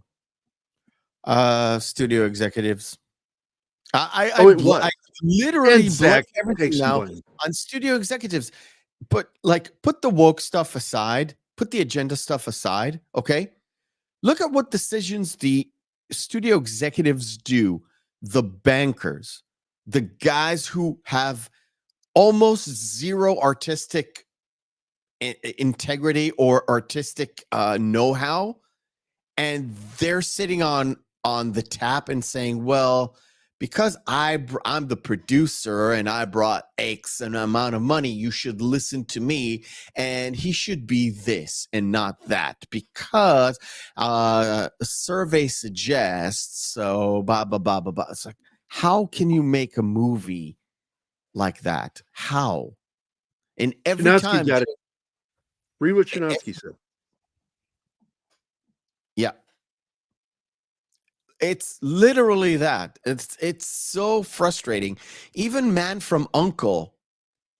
It Should have been better. I love the film. Not a bad but movie. It could have been so much better. And it was They should have gotten a Russian. They should have got a Russian actor. Yeah. I don't know. I don't like Armie Hammer. I don't think he's a Anyway, good actor. in this movie, it won't work, Martin. It won't. It won't. No, he and I are ADD, and I have to try. we're kind of you're the we're producer. both ADD, but we're also in sync when we talk about things, and I kind of dig that. It's the same thing I have with Tom. You know, Yeah. You and I have the same kind of mental thinking. You know what, Tom Gary? has, too. I know which show I'm gonna grab you on. It's the end of December. We've got a free month, so it could be whatever. Usually I have Tom on and we do some sort of a Christmassy type movie. We'll do all three of us. I'll make it happen. Somehow. Absolutely. Tom and Gary is fun, man, because we already enjoy each other's company. I enjoy his so much. So we'll find something and we'll try, and I will try to steer it on like have it on the road. Okay. On the road. Gotcha. Oh, Gary, you should write a version of Scrooge in which one of each of the three of you should be one of the ghosts. I'll be Carol Kane with the wand. If we do Scrooge, absolutely. I've already done Scrooged. I've already done Scrooge. I want to be Death because Death is such a cool character because he doesn't say a fucking thing. He has points. No way you'll be able to shut up for an entire around Tom I will. Tom, I'll shut the fuck up because he lays out so much great brilliance. I will shut the fuck up around that dude, man. I'll do the same thing with you, but I am interacting with you a lot. So that's what's going on right now is you and I are interacting with each other. So Marisa, and I think guys tell me, do you think Mephisto and I have a good rapport? Probably. I think that on a scale of 1 to 10, we're about an 8 or 9. I think so.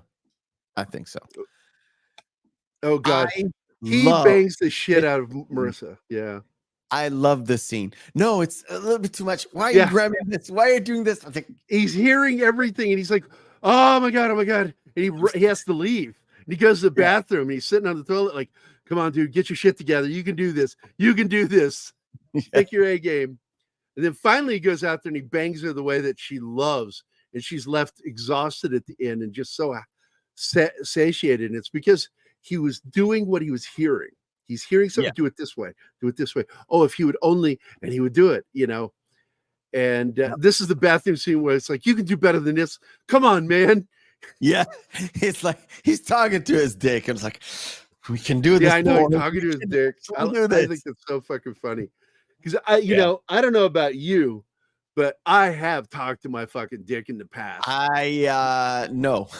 Sorry. I have. I'm like, what the fuck's wrong with you? Come on, get in there. Get this right. Come on, buddy. I know you got it. No, but I have heard directions. So, and luckily it was early, so now I know to be on the road, as it were. But back in the day, it's like, no, put that there. Don't put your leg there. It's like, Don't put my leg there. Like, I'm not an extort. Like, what is that? When you can Contortionist. stretch really far. I'm not a What? contortionist. Yeah. Contortionist. Contortionist. This looks like an insane asylum with the wired glass. This yoga place, and then they do upward dog. Yeah. The issue with this is that he is turning his head and looking at the person where he can just hear it in his head. Yeah, but that would be a focusing technique, I guess. And I got to tell you, because he's trying to use it for being naughty, or what I refer to as evil, because I'm an empath, and I used it when I was in college, the first year of college at Eastern. And I used my ability to be an empath to read women. And I got laid a lot with it. And I also would play characters because my roommate and I were each other's wingman. And I remember my favorite night, which I have to tell about, was when he introduced me to this girl. It was the night John Candy died, because we were watching the Chicago band, I forgot the name. They're Irish rock band out of Chicago. And they made the announcement during the show, and I was bummed out, got really hammered. And then he introduced me to this girl as his Irish cousin from Ireland, Jerry. He said Jerry. And I immediately went, "How are you ladies doing this evening then?" "Oh, that's good. That's good." And I will not tell you how that night went, because I'm going to do that as one of my stories one day. Good. We Look have- at Mel have Mike in Gibson the chat, buttering guys. up to the help. Yep. But he gets more information out of them while talking rather than just listening to them thinking. Yeah, but at this point, I think I may be wrong, but I think that he is beginning to feel genuinely interested. In this conversation, you don't see him looking for an angle. He's just No, but it's sort of like it's just growing. Yeah, but it's a guy who discovers, it's like a superhero discovering It his is powers. superpower. Yeah. And instead of going full like evil mode, he actually like, oh, I can do this now. Let me take this cat off the tree. Let me find these bank robbers and bring him to jail because it's interesting and it's fun. But it's a different kind of superpower, and he uses it to make sure the women like him, not love him, like him. For her, what he does, he is trying to make her love him because he seems not himself all of a sudden. But he still wants to get her job. And with that, ladies and gentlemen, I have to go because I have to go to sleep so I can get some good night's rest, right? All right, buddy. So, thank you, Gary. Thank you, Anima. Thank you, Martin. Thank you for being here, my friend. I hope the ship will be on track when I leave, because I will be watching the replay tomorrow morning. So be good, be excellent to each other, and remember, hope is a good thing, maybe even the best of things, right? And no good thing ever dies. That's what I always say, because it's a great mantra and a great way to head out the door when you go out and do your stuff. All right. So be well. See you later. All right. Take care, brother. Bye. Bye. Bye. So, Eastland, just to explain to you, I've been mistaken for being psychic by a couple of paranormal people out in Virginia. And I'm like, I'm not psychic. I am not psychic. What I have is the ability to read facial expressions and the most minute expressions, what they call micro expressions. I can read those in a person's face. It's my daughter couldn't figure out how I could always tell when she was lying. And I would lie to her back and tell her, well, you're doing this. But I finally told her, I said, you're going to eventually have kids. So I told her as an adult, I said, what you do is you have these expressions, and I watch your eyes, your nose, and your mouth when you're talking to me. And I'm just kind of focused in on that area. And I also watch what you're doing with your body when you're talking. And I would read people, and I could read women. And I could tell, not by what someone said, but by how they said it, or if they weren't saying things because they were quiet or shy, standing back, I would draw them out because I could tell from their gestures that they liked me. So I used my powers to read people for evil. And I felt like crap afterward because my goal back then was to get a girl to like me and then break up with them, because I was angry at my ex-wife for what she did, and I was punishing them for something someone else did. And eventually you think, oh, I'm going to feel good doing this. And you don't. If you're a good person, you don't feel good. You feel like shit. And that's what happened with me. Yeah. What is up with you? There's a lot of violence and hatred in your talk, Shinatsky. My God. Well, it's Shinatsky. You better get right with Jesus, my friend. You're dark today. What do you expect? Oh, I don't have his video here. Oh. Oh, it's not in this one? Which group's it in? Let me go over here. Go find it and play it for him. He deserves it. He's such a cynical person. And I nailed it. I nailed it with that character with him, because he starts to talk like him, because he has a naturally sardonic voice, not sarcastic, sardonic. What? I can't find it.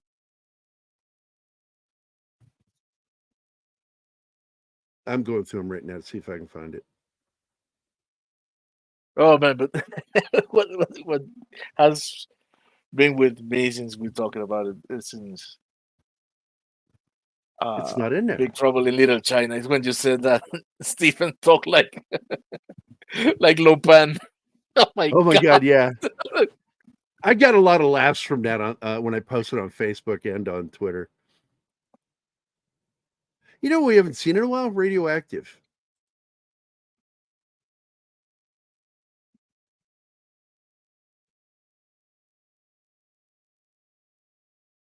So I don't know where the video is. Oh, found it. Found it. It's hopeless. We'll never make it. Never. We're done for. There you go, Shin. His daughter, what was she in? Ashley Johnson. I'm trying to remember. In Avengers, she wasn't. What did she play in that? I don't remember. The waitress that Captain America saved. That was her. That's right. She was a regular on The Mentalist, as I recall.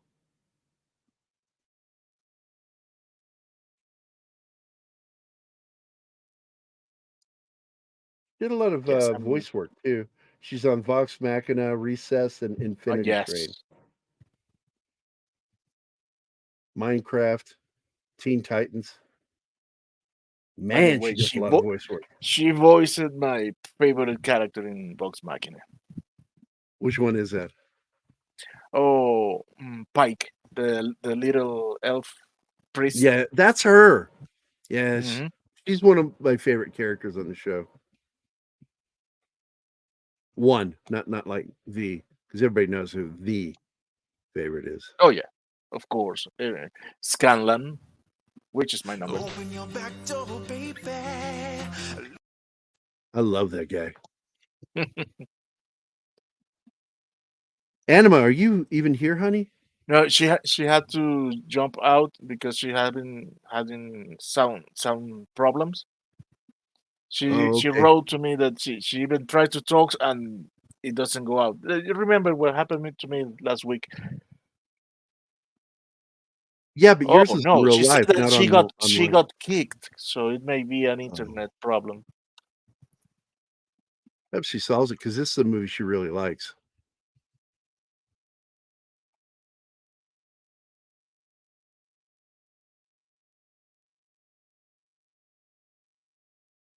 Ah, the marvelous interwebs. Interwebs. Rice cake. The one I like either the kettle flavored or the cheesy one. I really like those two. Ah, I only have tasted the Where is natural flavor. Radioactive? Why isn't he here, Mike?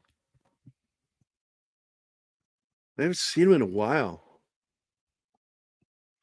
If you see him, guys, would you tell him we miss him over here?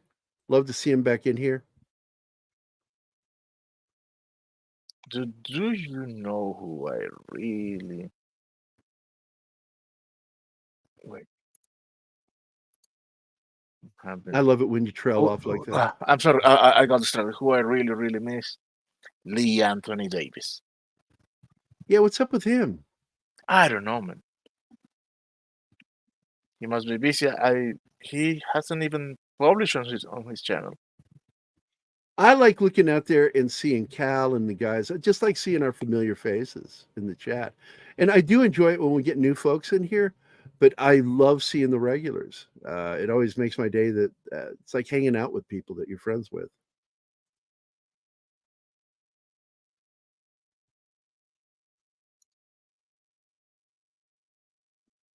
Him taking Okay, down what is Vila all the time is funny.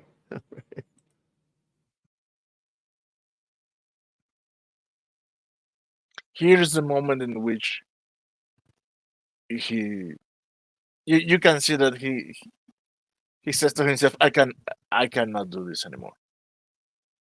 I cannot continue torpedoing her because I'm falling in love with her.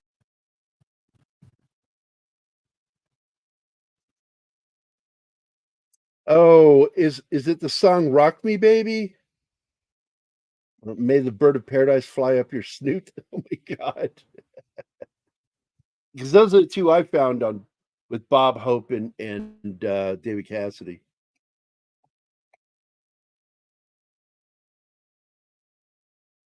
I'll tell you who I thought was gorgeous: Susan Day on the Partridge Family. Man, she was not my first, but she was one of my early crushes. Was way before my time.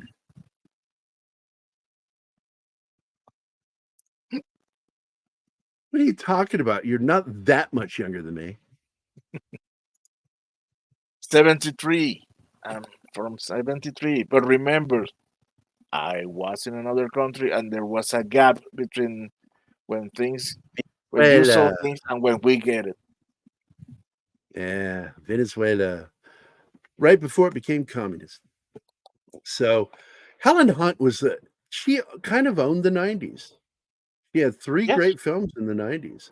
Twister, As Good as It Gets in this film. She even got a nomination. I don't know if she won for As Good as It Gets, but Yes, she she should won. have got. She was good.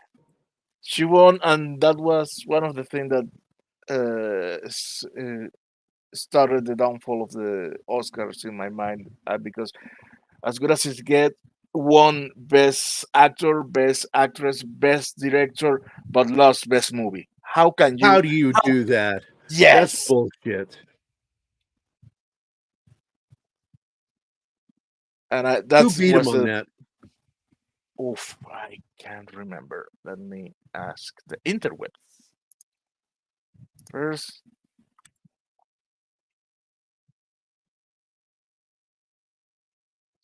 Now, I'm looking it up too, but how did you type it in? Badly. That's how I typed it. I typed it in 1998 Oscars because the 97. So I just typed it in, and immediately Titanic. I didn't like that. What That a movie stupid- was so overrated. Yeah. Absolutely. I put it right up there with Pearl Harbor. People go like, "Come on, go." I'm like, "Fuck you, come on." They both do the same thing. They play with history and create a love story that really doesn't fucking matter. Yeah. It's the story, the character surviving that mattered. And that's what Cameron focused on. Fuck Cameron. However, the combat scenes in Pearl Harbor were good. You cannot say that. No, for absolutely. Titanic. I told you I want a fan edit of that film where it takes out the fucking love story and So with you- Kate Beckinsale and Ben Affleck and what's his face, the young kid Josh Hartnett. Take that love story out. Absolutely, that would be a much better film, and I would end it with the battle ending and the deluge that they experienced that fucking day. This is a scene that fucking nails it. It is so fucking funny because of my empathy and my kind nature. When I worked in a facility once, no, sweetheart, not right now. Seriously, fuck off. Thank you. Kind nature. Fuck off. She was sweetie. trying to. She's trying to get love from me right now. Little Nix. She loves it when I pick her up and hold her. She's done it like 3 times today. This is going to be the 4th, and she can read me, man. I like that cat. She can read me. She goes, "Okay, I'm going to fuck off now," and she did. I didn't have to like push her. She does it all on her own. So, you know what, Eastland, you're going to fucking hate this. Yeah. What?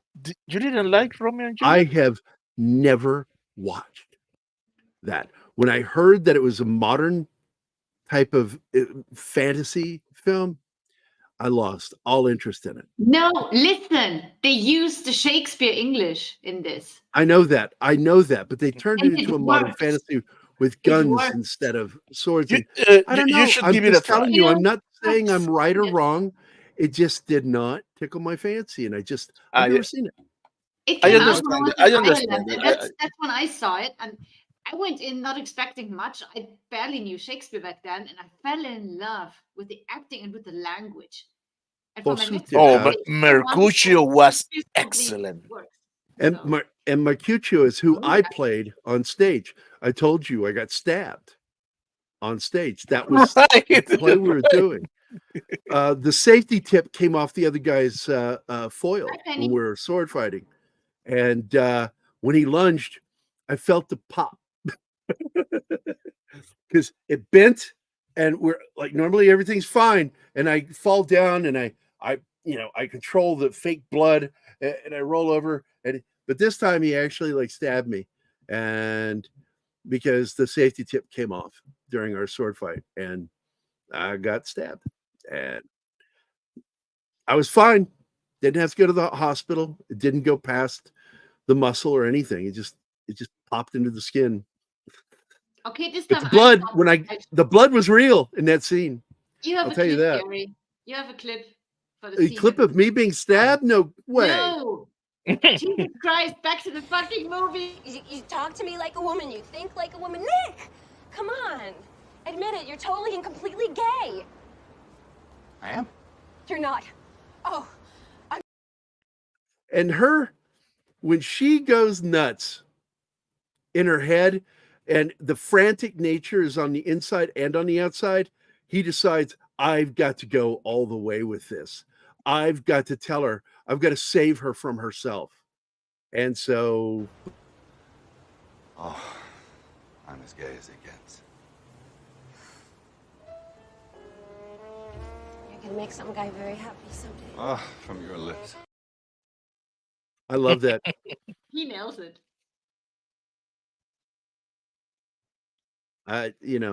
This is one of those little movies I just like to pop in every once in a while. It's just so much fun.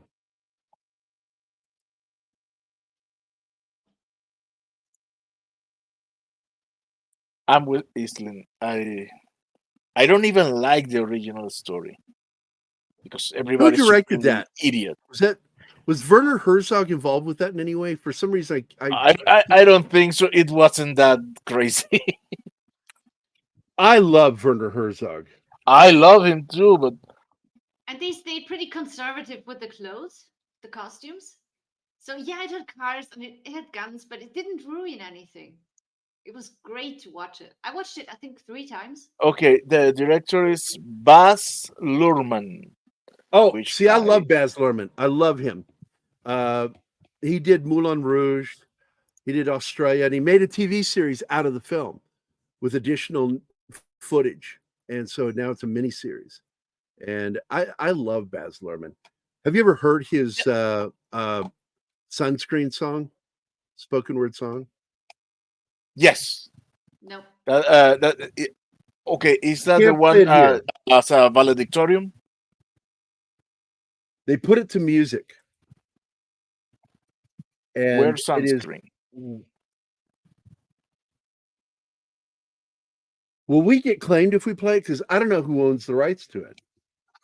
Let me see if there's any copyright information on it. Everybody's free to wear. It's 17 years Dude. old. I had that track on. It's been on MP3. VH1, so we can't play it. We can't play it. I had that track on an MP3, and also I had a parody of that song, supposedly sung by Yoda. It was awesome. Oh my God, I got to hear that.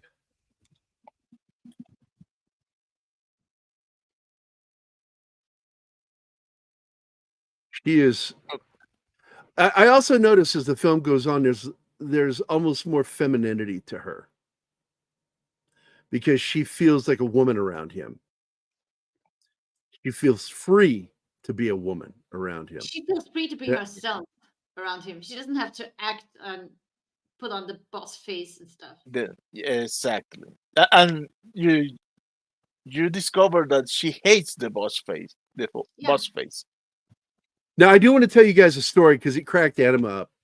In an interview later, Helen Hunt was asked about the kissing. She said, the big kiss scene took us a day and a half to shoot, over and over and over kissing him. And you would think, because she commented on the fact that he is smoking. So he really tasted like cigarettes.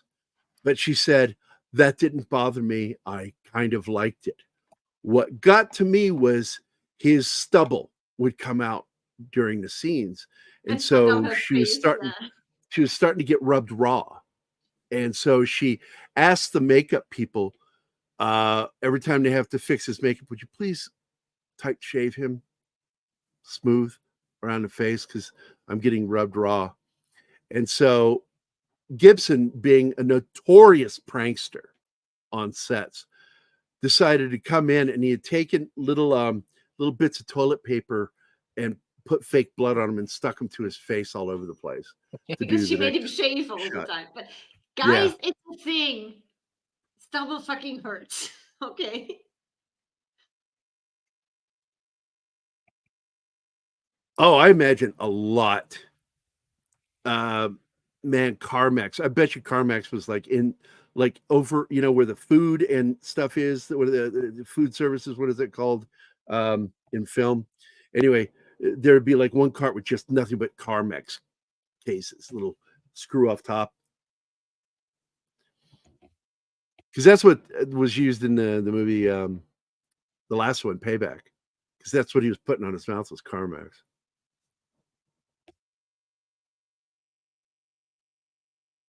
They're just they made a good romantic couple in this film.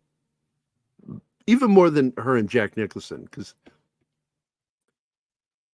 they were good too. They had chemistry at the end, and you could tell he had feelings for her early in the film, the way that he wanted her to be the one that serves him all the time. However, my table, His OCD played a lot. The stair scene are reminiscent. You're right. That's a great call, Martin. Holy shit. Thank you. That is a great call. because it's very similar. Why can't you just be normal? And then her mom says, oh, honey, there's no That such doesn't thing as normal. I love that.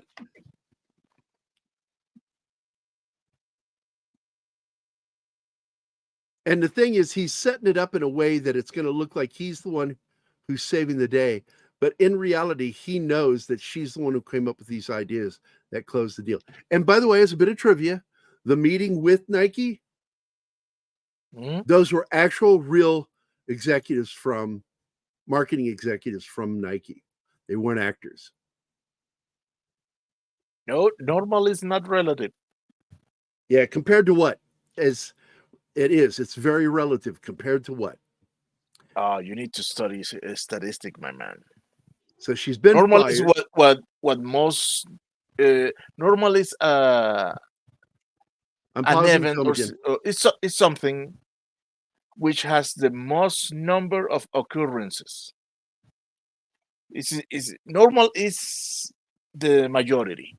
That is all. Well, there is that. There are what you're talking about are social norms.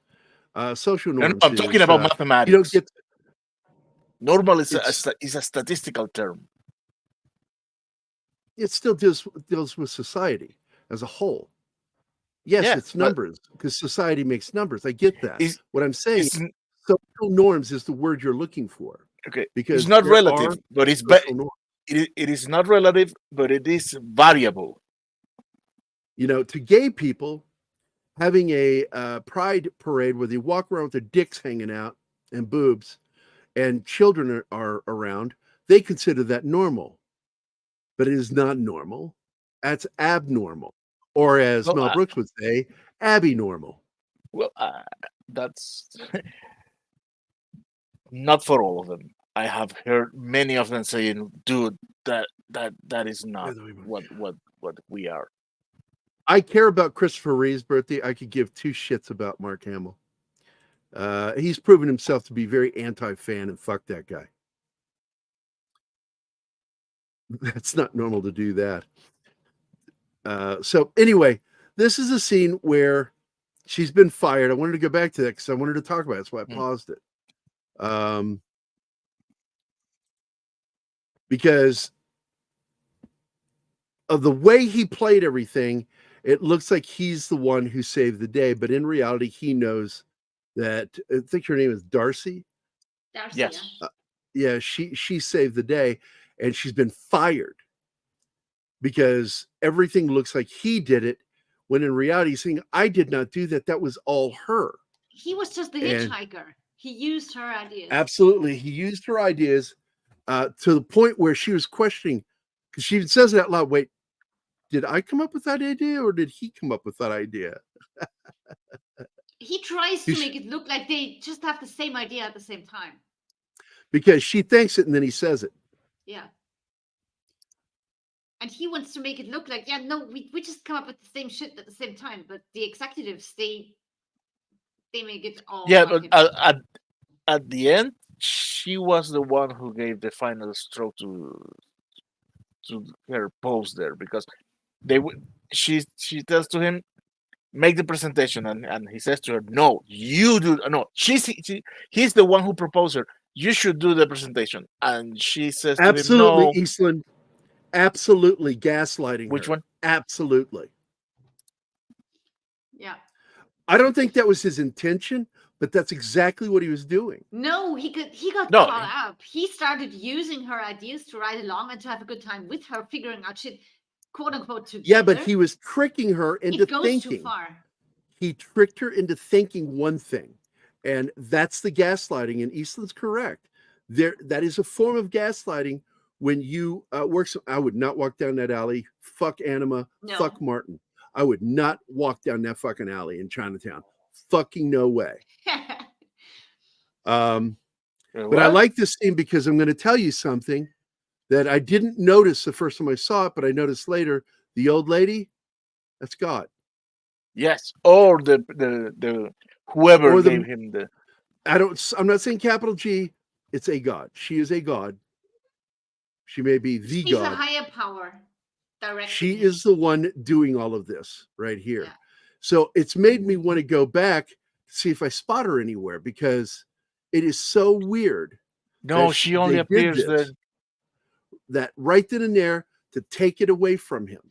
This is the only moment where she needs to appear. She might have been there all the time. This is the only moment where she needs to appear to actually make. I think that if I directed this film, I would insert her in scenes in the background. Yeah, but it doesn't Yep. matter. I absolutely At the would. beginning. One frame at the beginning. You could In the you could, background. but I think Because it kind of reminds me of the movie with Jim Carrey, where Or even Morgan Freeman makes him God. or even Click that we were talking earlier. Yep. You, Control you over see things. the angel who gives the control. And I got to tell you, for a tenement apartment, that's a nice looking place she's got there. It's big. It's bigger than what you would really have. So those apartments are very small. So he thinks, oh my God, she offed herself. That's how I'm going to say it, because we can't use the S word. Mm. And then he scares the shit out of her, and she scares the shit out of him. I bet you're wondering why I'm here. And then she goes, why are you in my apartment? She did a great job on this. I'm telling you. I don't think she's a very good actor, but I think she does a good job on this. she doesn't need to be for that character. She's so clumsy and uncomfortable and awkward all the time. You don't need a good actor for that. She's doing Exactly. fine. I'll be right back, guys. Continue, Oh, Anima. Rocket Kitty Oh, no. is about to start, I think. She just jumped on the back of my chair. No, we need more Rocket Theory. I miss those days. I wish it was zooming across the room behind me. Yes. I can't she's do a that good kitty. here. Oh man, this girl. Every time she has a line, it's a punch to the gut. I How can relate. So my to her, daughter's though. going to be here soon, and Lauren is going to get Jade Star Chinese food for dinner tonight, and so they can join us. nice. So I'm excited. I haven't seen she was having a rough day today, and I was trying to give her good advice. You know, I like advising my daughter. I don't tell her what to do. I just go, look, this is what's happening. This is something that I do. This is what I do in that situation. You're genetically related to me, so I'm hoping it has the same impact on you. But Judy Greer also is weirdly pretty. Yes. She's not hot. She's not gorgeous. She's just weirdly pretty. And I find that endearing about her. And she's a ginger. So absolutely, it's a one of those things I dig. A plus. Yeah. Because everybody knows, including my girlfriend, that ginger is my kryptonite. Ginger cats and ginger women. We share that. And then on top of that, an Austrian accent is just sexy as fuck. Especially when it's yelling Because at you me. like Arnold. It's why I like it when she yells at me. She, I do things just to get her to yell at me a little bit because I find it fun. I like it. I don't Just yell like the very way- often, but sometimes she makes me. Well, so you don't angry that I get loud. yell. But what you do is you start coming at me, and I like it when you start coming at me verbally. Hey, is this the scene where he draws her because you're the reason why cavemen drew on walls or something? No. Oh wait, no, Wrong movie. It's same bathtub though. So now he's trying to, because he's got Alan Alda agreed to hire her back, and he's going to go confess everything to her.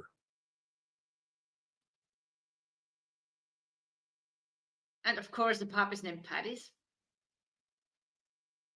I love that name. It's a very Irish name.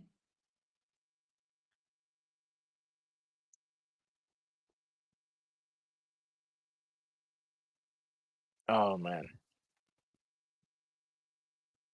White musk is my kryptonite. I don't know what that even fucking means. Like the smell have of no white idea. people. I don't Like the want to know. stink that human Is that a white perfume people or make. something? I have no idea. I don't know. I don't know much about that. Oh, he goes to rescue his daughter from the prom that went all wrong. Yeah, because he fucked up. and forgot to. Oh man! So he's got to go do this. So he has this great endearing moment where he goes in one toilet stall. She has no toilet paper, so he hands some under the stall.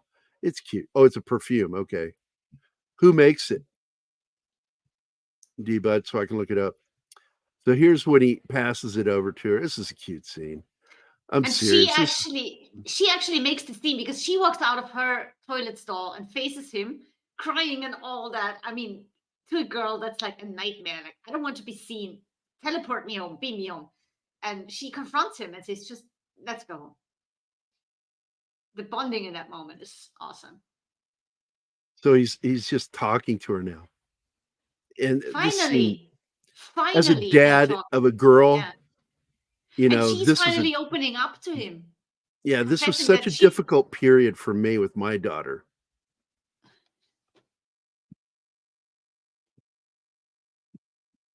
She promised her boyfriend to have sex at prom night, and of course she couldn't go through with it, and she stuck to her guns, and now she feels awful, and he tells her, no, you did the right thing, and they finally bond because she calls him Uncle Dad in the beginning of the movie. That's the connection they have on the beginning of that journey. I'm not a fan of colognes. I got to be honest.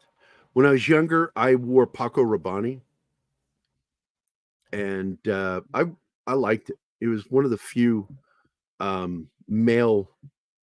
I hate saying it, but it is. It's perfume. They say cologne. It's the Cologne. same thing. And I like Paco Rabanne. It's expensive, $75 an ounce for that You stuff. pay for the name. But a little bit goes a long way. And I really did like the way it smelled. It was a very manly smell. I'm a simple man. These emotions frighten me.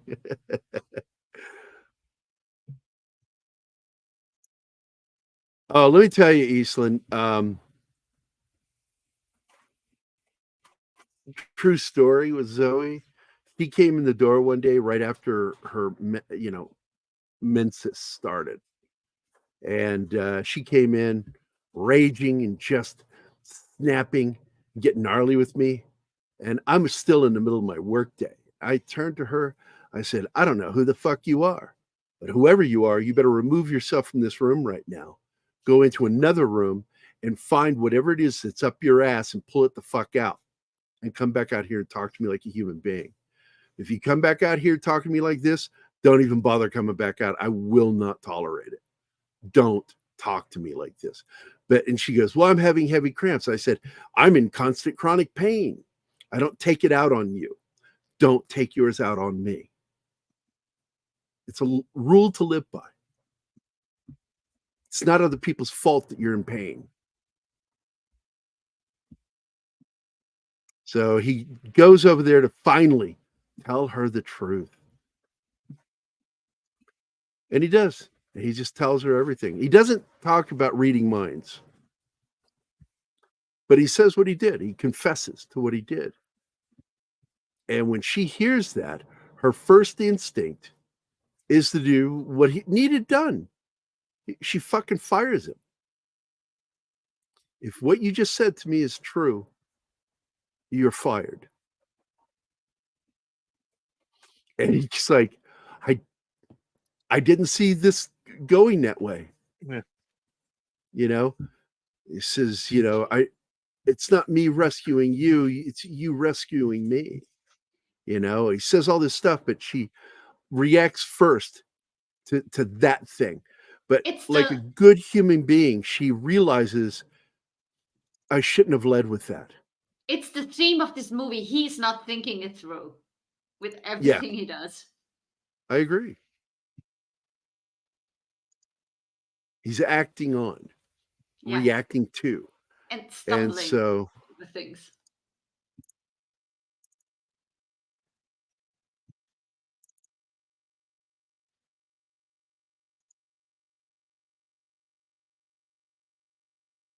Yeah, that's fucked up, Eastland. That's not good dadmanship. Yeah, I just made up a word. Fuck you. Yeah. Dadmanship. Come on. Come on. Just made that up. I got to keep a note of that. That's fucking awesome.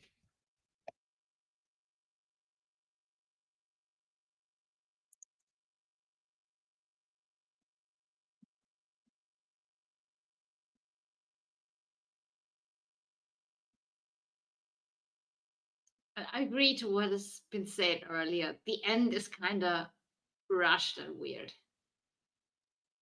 To wrap it up in a happy end. They do wrap it up, but the fact is we've already gone through a lot of this story, and he just has to come to this realization.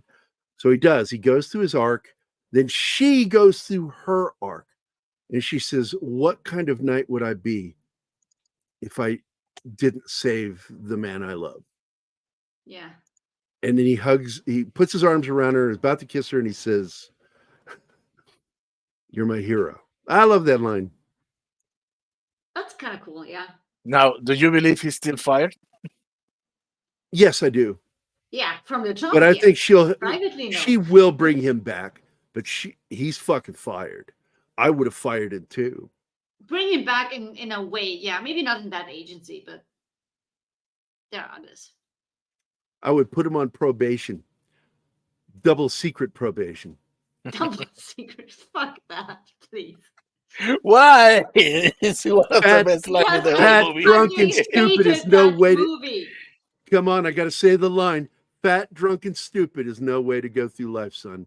Yeah. That is the most memorable line from that film. From my well, I was still a kid. 78, I was 14.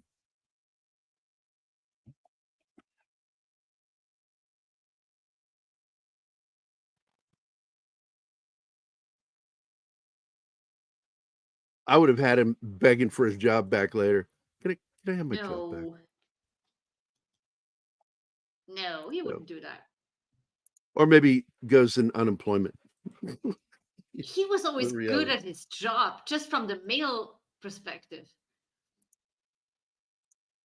He was good making ads to work for men. That's his forte, and that's how he Yeah, should be working. nobody else is hiding him because when you see the movie, you learn that everybody's hiding for advertisement for women. He's dead. I mean, it's The only- kind of the beginning of all the woke shit in 2000, right? We need to target women. We need to think like women. It's weird watching a movie like this in this day and age. Right. I'm getting ready to post this, so I wrote my new word of the day: dadmanship. It's important for fathers out there to exhibit good dadmanship.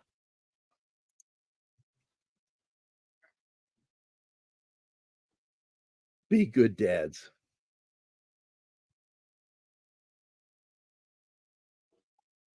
I like that. I'm happy with that post. I just posted it. And oddly, I'm allowing anybody to comment on it because I normally just, for people that I follow, can comment on my shit. To avoid They can idiots, share my yeah. shit all they want, other people, and I've had them do it. I had that word battle with that one dude a few weeks back, and I just kept just making fun of him for it. I'm like, really, that's your best shot at me? Really?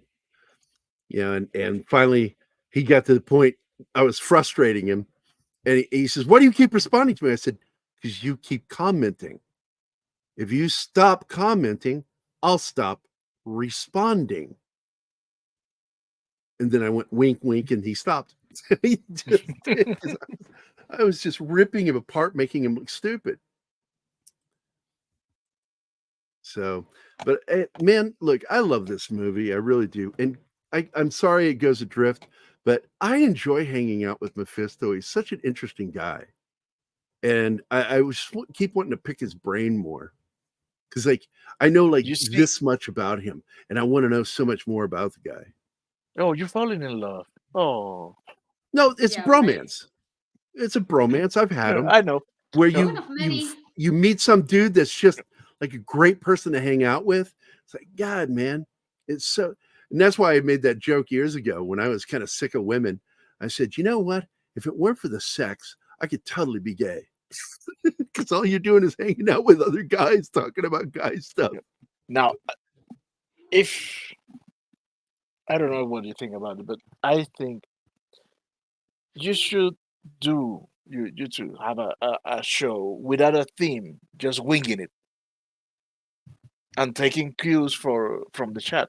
I think it would be awesome.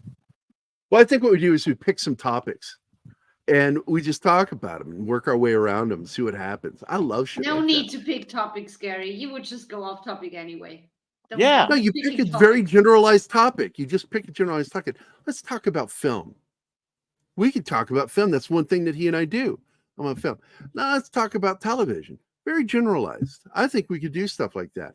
But our brains are working so fast that we make these leaps that other people can't understand.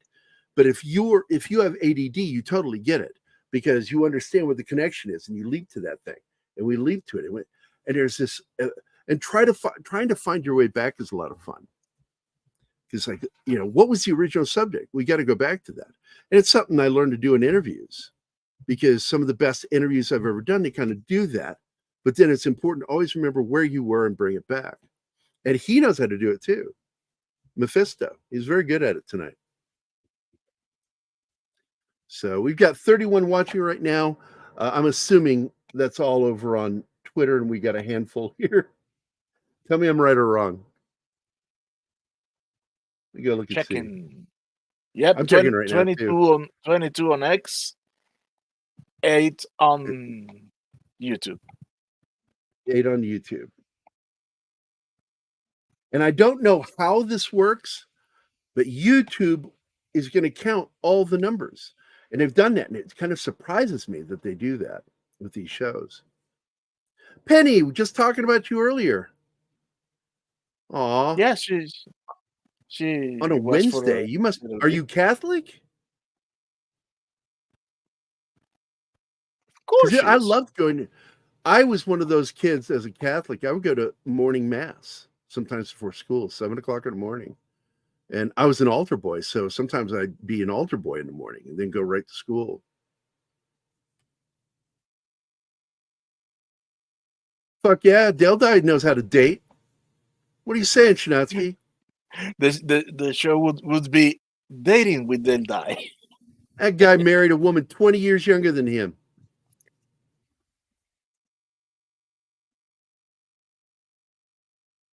Well, we also refer to it as, because it used to be referred to this in the medical field, kinetic brains, hyperkinetic brains. I have a hyperkinetic brain.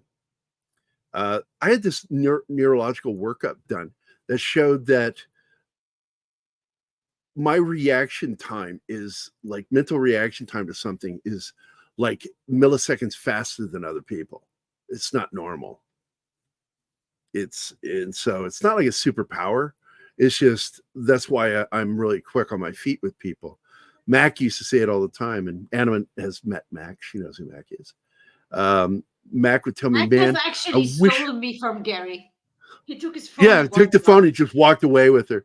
So Mac was at a bar, and this guy was pissing him off, and he calls me.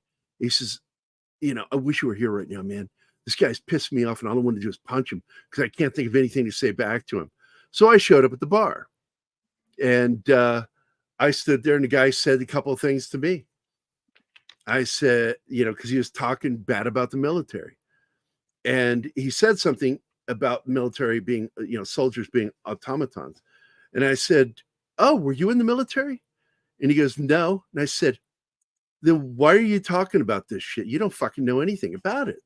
You're like a virgin talking about fucking. Go away. And then Max is like, see, you always know how to say things to people. I went, I know.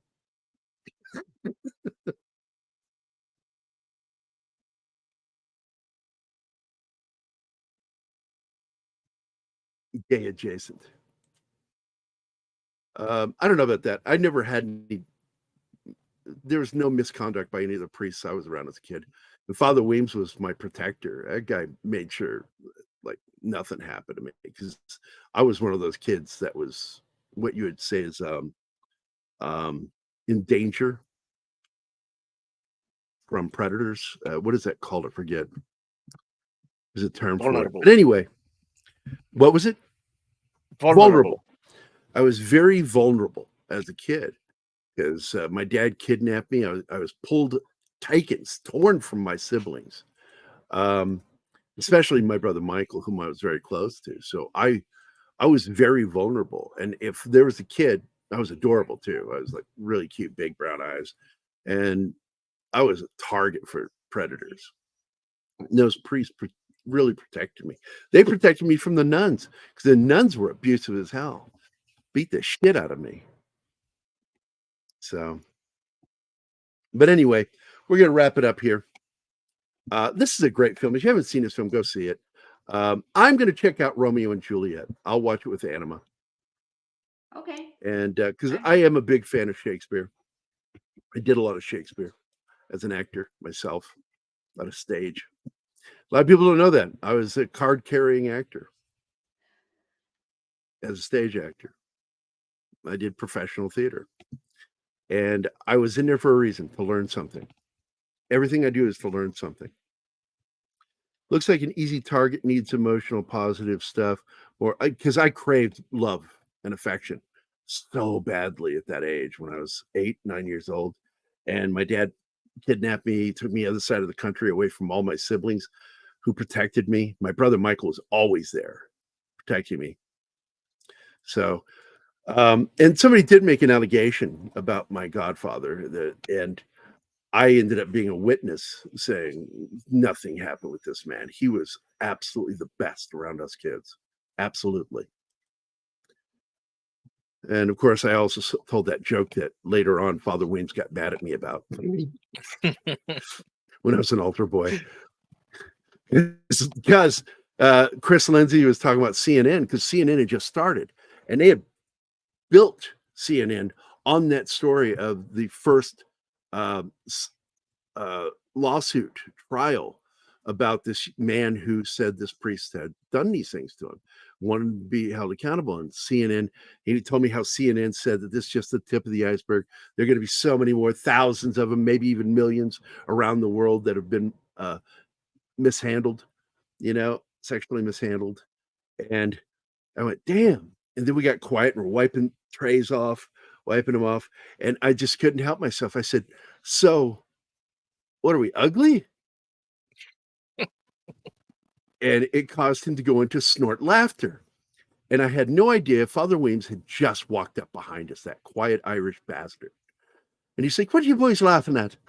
I'm like, yeah. And Chris fucking throws me under the bus because Gary told a joke. And I'm like, so I ended up telling the joke, the click, pitter patter, whoosh joke. And it's a dumb fucking joke I learned in the 4th grade. Terrible joke. And so I quickly told the joke and I said it I wasn't even trying to be funny. And he looked at us and he goes, you boys are laughing at that. You're idiots. You're idiots. And he walked away from us.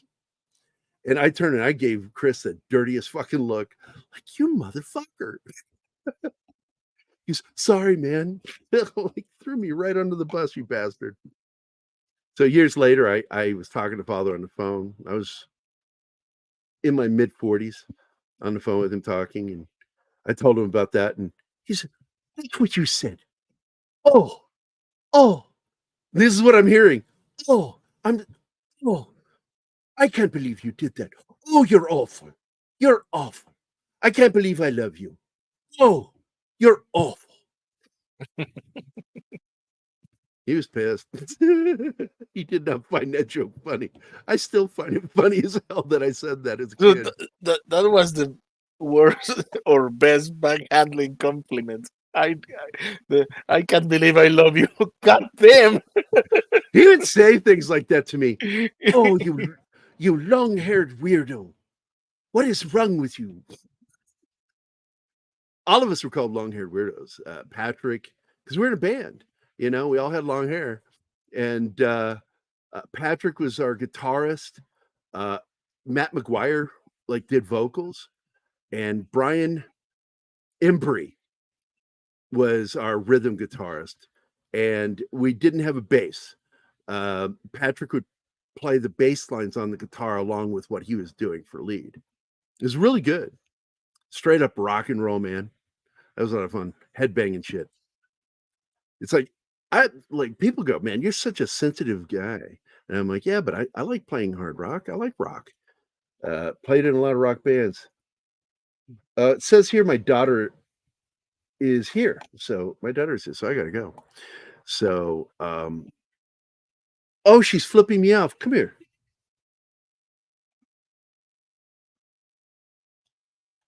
You must have done something to deserve it, Gary. Well, I banged her mother. The what? There she is. That's my girl. Hey, Zoe. Hey, Then she hello. said, hey, Zoe. Did you hear her? She said, hello. Go She's be a with her. Python person. End it. I need to go to bed. I need to go hang out with my daughter. Do it. So let's see. We got Emmanuel, Josh Coe, Wade Nation, Andy Morrow, Vinkman's Girl, Comic Relief Crusader, Ariel Bellette, Dragon Ruse, FKHC 2005, aka Tim, War Monkey, Boosh McFadden, D-Bud Martin, Eastland Burkholder, Kanatsky, and Penny. And I want to thank all of you for dropping in today. It's great seeing all of you. Have a great rest of the week. And remember, it's hump day. So find that person you love and give a good hump. Okay? Oh my God. It's essential. He has to say that. Of course, it's hump day. Why wouldn't I say that? So that's it, Bye, guys. guys. Let me go play the outro theme. We'll get the hell out of here. God bless.